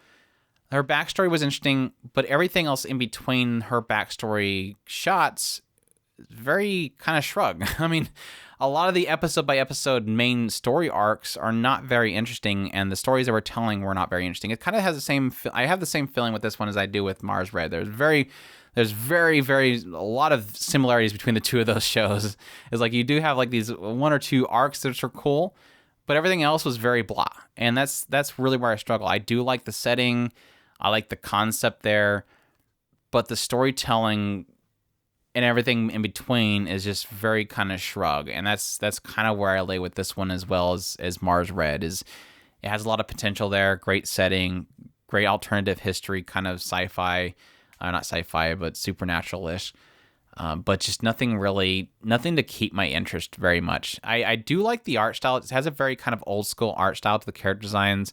Every time Yukimura goes into combat and activates her blue blood, it looks really cool. It kind of gives her a very kind of sketchy outline to her design. So she very much so stands out, very kind of artistic. But then those combat sequences are like 5 seconds long. Like every fight sequences and she activates that are like, it's literally within 5 seconds the battle's over and then we're moving on. So the fight sequences themselves aren't very long. It's just a lot of its focus is on these outer stories that just aren't very interesting. But yeah, like I said, I kind of curious to see where it goes from that episode 4 to see what kind of focus they can have the characters go into after that point. But so far, just not very intriguing storytelling. So that's my thoughts on Duran. I think that sounds interesting. Definitely check it out. But yeah. Koikimo is our next one. This one is Koi to Yobu ni wa Kimochi Warui. This one, of course, is roughly translated as it's disgusting to call this love. But Koikimo is streaming on Crunchyroll, running for 12 episodes, being done by Studio Nomad. The source is a web manga, and the genres are comedy, romance. And this follows a guy named Ryo, and Ryo, as he's going to work, he's kind of a little bit sleep deprived, getting a little tired. He nearly falls down a flight of stairs, and this girl named Ichika randomly shows up and kind of hooks him with her umbrella and keeps him from falling down the stairs. And sees that he's kind of a little bit malnourished and tired. So she says, you need to eat. And so she gives him her lunch and then runs off.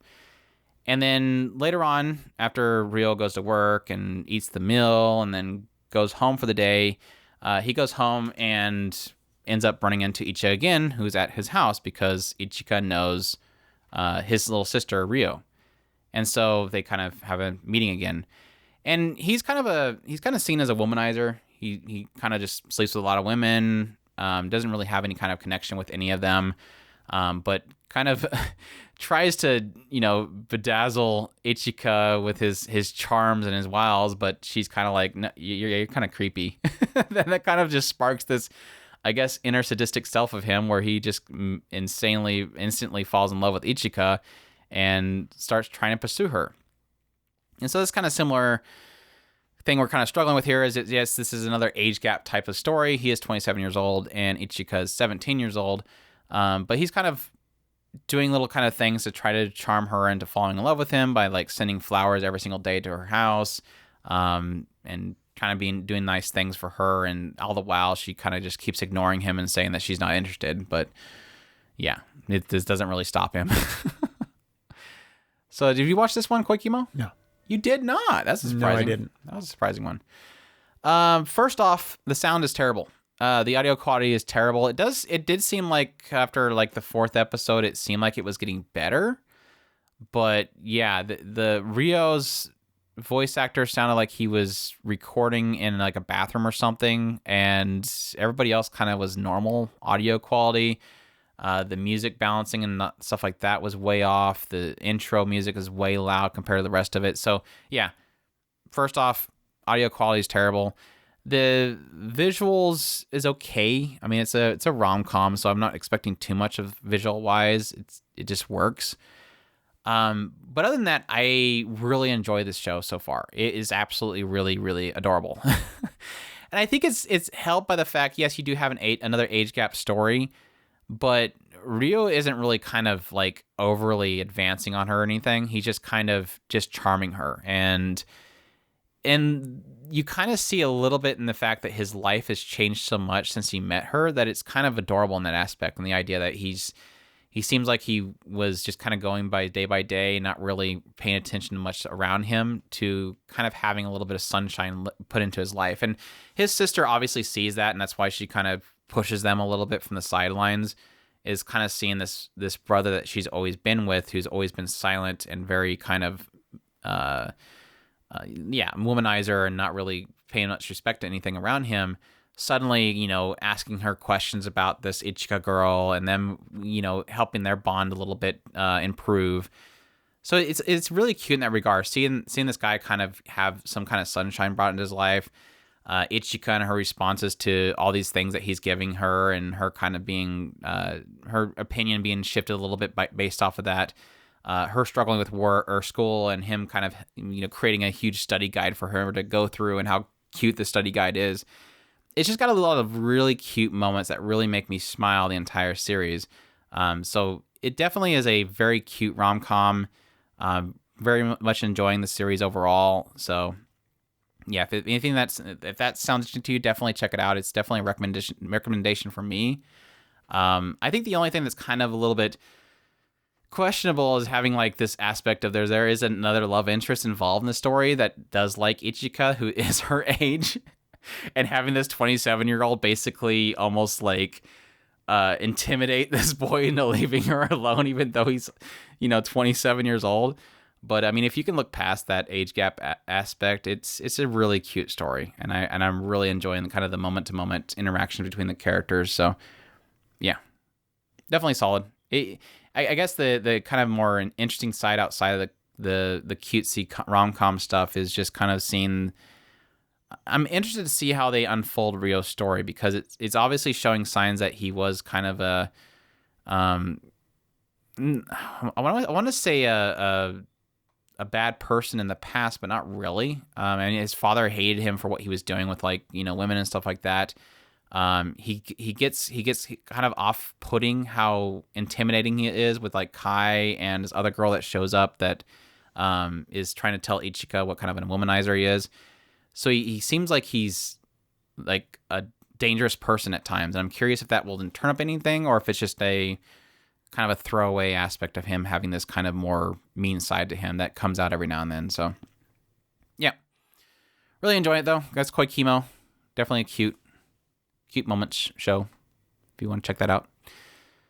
Dynazenon is the next one. SSS Dynazenon. This one's streaming on Funimation, running for 12 episodes, being done by Studio Trigger. The source is an original, and the genres are action, sci-fi, mecha. And this one, of course, is kind of in the same universe as the SSS Gridman series, which I absolutely loved. For those that don't know, SSS Gridman was probably my only show of Trigger that I really, really loved. So yeah, of course, when SSS Dynazenon came out and it has the same creators and everything behind it, I was super excited for it. But essentially it follows a boy named Yomugi Asanaka, sorry. Yomugi is kind of, average schoolboy going to school, and at some point, as he's walking with his friends, they take note of this girl named Yume, who is apparently known for asking boys out to places and then ditching them. And at some point, she has the same request for him, and so they set a date to meet each other at a certain location. In between this time, he ends up stumbling upon this guy named Goma, who is passed out underneath a bridge, and offers him some food. And so this Goma guy believes that Yomugi saved his life because he gave him food, and so he's like really weird. It's gonna absolutely pay him back. Yeah, he will eventually. But anyways, at some point when he goes to meet Yume for that date, she, of course, stands him up, and then Goma manages to find her and approach her about it. And then suddenly a kaiju appears. And we find out at this point that apparently kaijus are a normal thing within this world, and kaijus randomly appear in the city and destroy things. And this Goma guy, who he quote-unquote saved by giving him food, pulls out this kind of statue of a dragon that ends up turning into this gigantic mecha robot called Dynazenon. And each one of these people that they've introduced so far, Yomugi, Yume, and also these other two people on the side, Koyomi and, Chise didn't get involved at the very beginning. But these four people all get transferred into different parts of this Dynazenon machines. It's kind of like the old school mecha robot transforming thing where each part is like, there's a car that will turn into the legs. There's the the core body that will turn into the torso and the head and the arms. So each one of these are different parts of that Dynazenon that all come together and work together to fight the kaiju. And then later on, we find out that Gama was a part of this kaiju eugenesis group, which is essentially trying to make a world that the kaiju can live within. And he basically parted ways with them because he didn't like what they were doing. And they're slowly unraveling the story behind the kaiju eugenists, the history between all these eugenists, and how they apparently lived 5,000 years prior but died and then randomly appeared in this world. And then like here recently, they started kind of getting into, I guess, the words of the kaiju themselves and how they possibly are manifested by a desire to destroy the things that bind human beings, and I'm curious to see where that eventually goes into. I haven't watched this recent episode. I need to, but I like I mentioned before, I love Gridman, the SSS Gridman, and one of the main reasons I like that so much was even though it kind of opened up with almost a very kind of similar, typical type of kaiju versus robot type of thing. It eventually started kind of getting into the characters. It gets into the kaiju and does some really creative stuff with the characters in the kaiju. And that's what I fell in love with that series. And that's what I'm looking forward to with this series. And it kind of is already, with I think the 4th episode they got to, they're already starting to do that. And that's what I'm really looking forward to. So admittedly, the first few episodes weren't all that interesting. I still love it for the character designs. I still love it for the animation. I still love it for the directorial work. They do a phenomenal... I will always give Trigger credit for doing really cool things with, just different shots, different angles of perspective, this artistry that they do.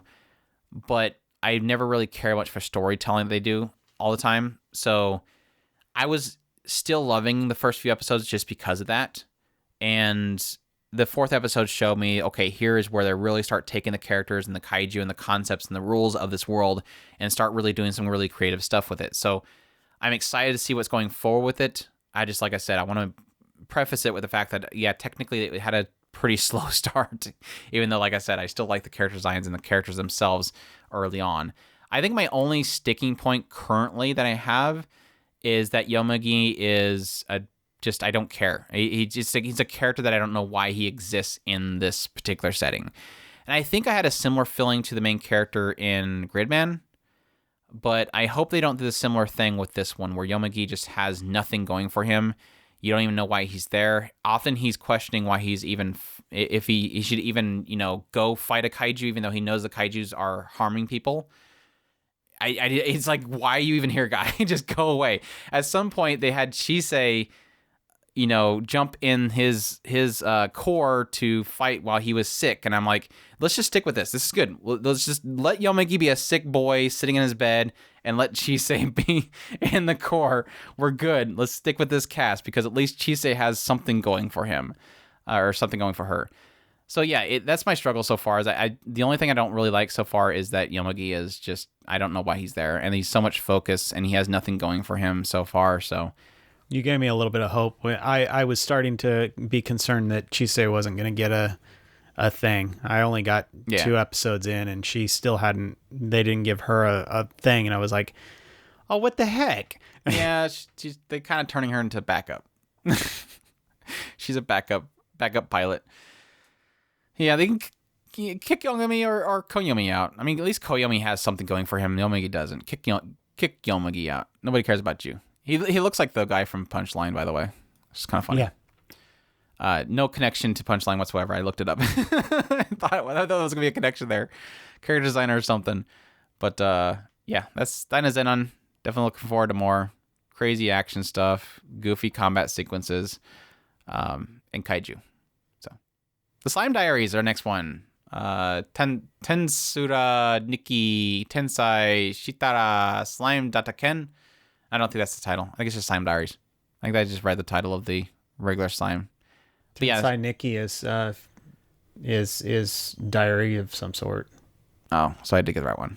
Crunchyroll's running, streaming it, running for 12 episodes, being done by Studio 8-Bit, based off of manga, spin-off manga, based off the Reincarnated as a Slime series. But what's your thoughts on this spin-off manga adaptation so far?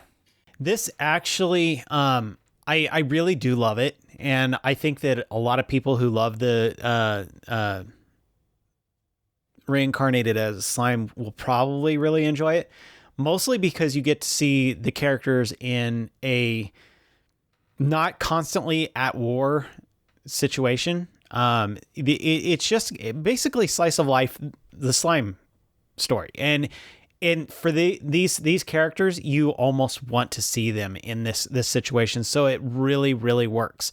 One of the really really fun things is the Demon Lord that we fought in like the second arc. I want to say the Demon Lord. Who was had Devour similar to the slime. He has this thing where a lot of kids tend to hover around him a lot, and they'll climb up on him like this big old mountain, and he just goes with it. He's very gentle with everything around him. So which is something that you kind of caught hint of in the last part of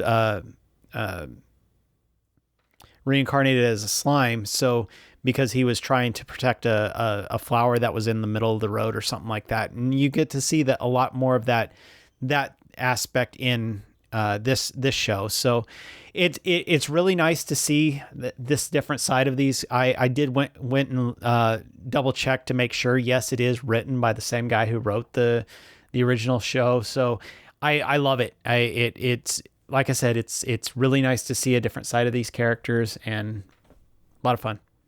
Now, is it like, I don't know, like Tenchimuyo or something like that, where they're technically just seen as a different light and it's a different universe? Or is it still the same universe, just not fighting all the time? Yeah, just not fighting all the time. Okay. Yep, that's Slime Diaries.